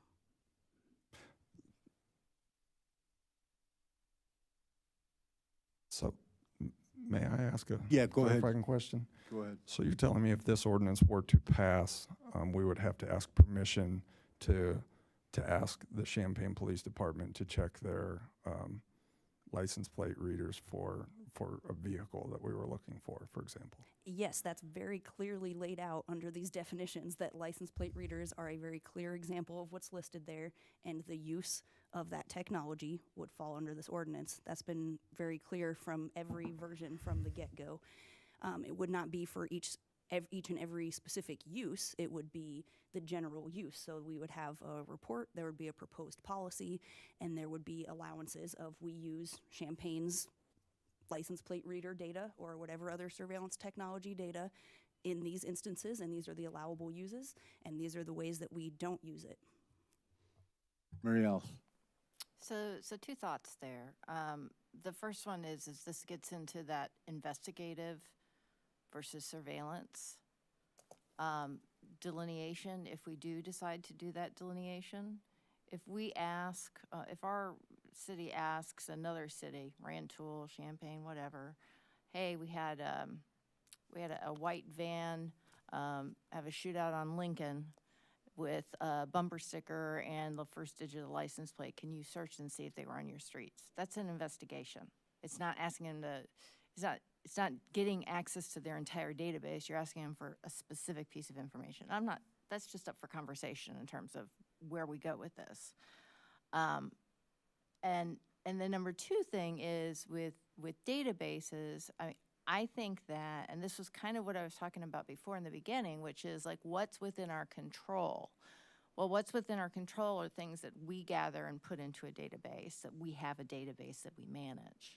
And I think that, we're not going to, the reason I say this is because there's lots of different databases that we have to put things into, right, that aren't managed by us, but we're required to do so. That's part of being, you know, in the business is that we have to put information into different systems. So what can we control? Like when we have the, it's not ARMS, what is the new system called? Tyler. Thank you. So we have we have a intergovernmental agreement with Champaign, Parkland, Rantoul, some other agencies where we have one instance of that, right? And that's a whole agreement between the entities in terms of what we can and cannot put in. That I would consider something that is kind of managed by the city of Urbana because we're managing our data and how we're using that. So those are my thoughts. Those are all up for conversation and discussion. Grace? So, again, I think that, you know, I agree, we can't control external databases. We can control our use of those databases, and that would be the point. If we're using a database that's not ours, we would dictate the use of that database and how we use it. We wouldn't be able to put any impositions on someone else's database. It would only be how we use it. And so in the use technology, the use policy for any specific technology, that's where we would say, these are times when we use it. Maybe we ask Champaign or Rantoul, or we ask our surrounding jurisdictions for access to their license plate reader data when we have a warrant, when we have consent from an individual possibly. Maybe we have the bar as probable cause. I don't know all the ins and outs. I think that's the conversation. And so that would be in the use policy, saying how we are allowed to use it for those investigative purposes, and we're not going to use it for a personal vendetta grudge or just targeting certain groups and people who go to certain places. And that's what the protections are all about. And again, this is, I think, very prudent and responsible for protecting the city as well, because there are other cities getting sued all around the country for their use of mass surveillance technology without policies and protections in place. Okay, we are currently at a motion to put this back in Committee of the Whole, seconded by Jaya. Do we want to discuss that or take a vote on that?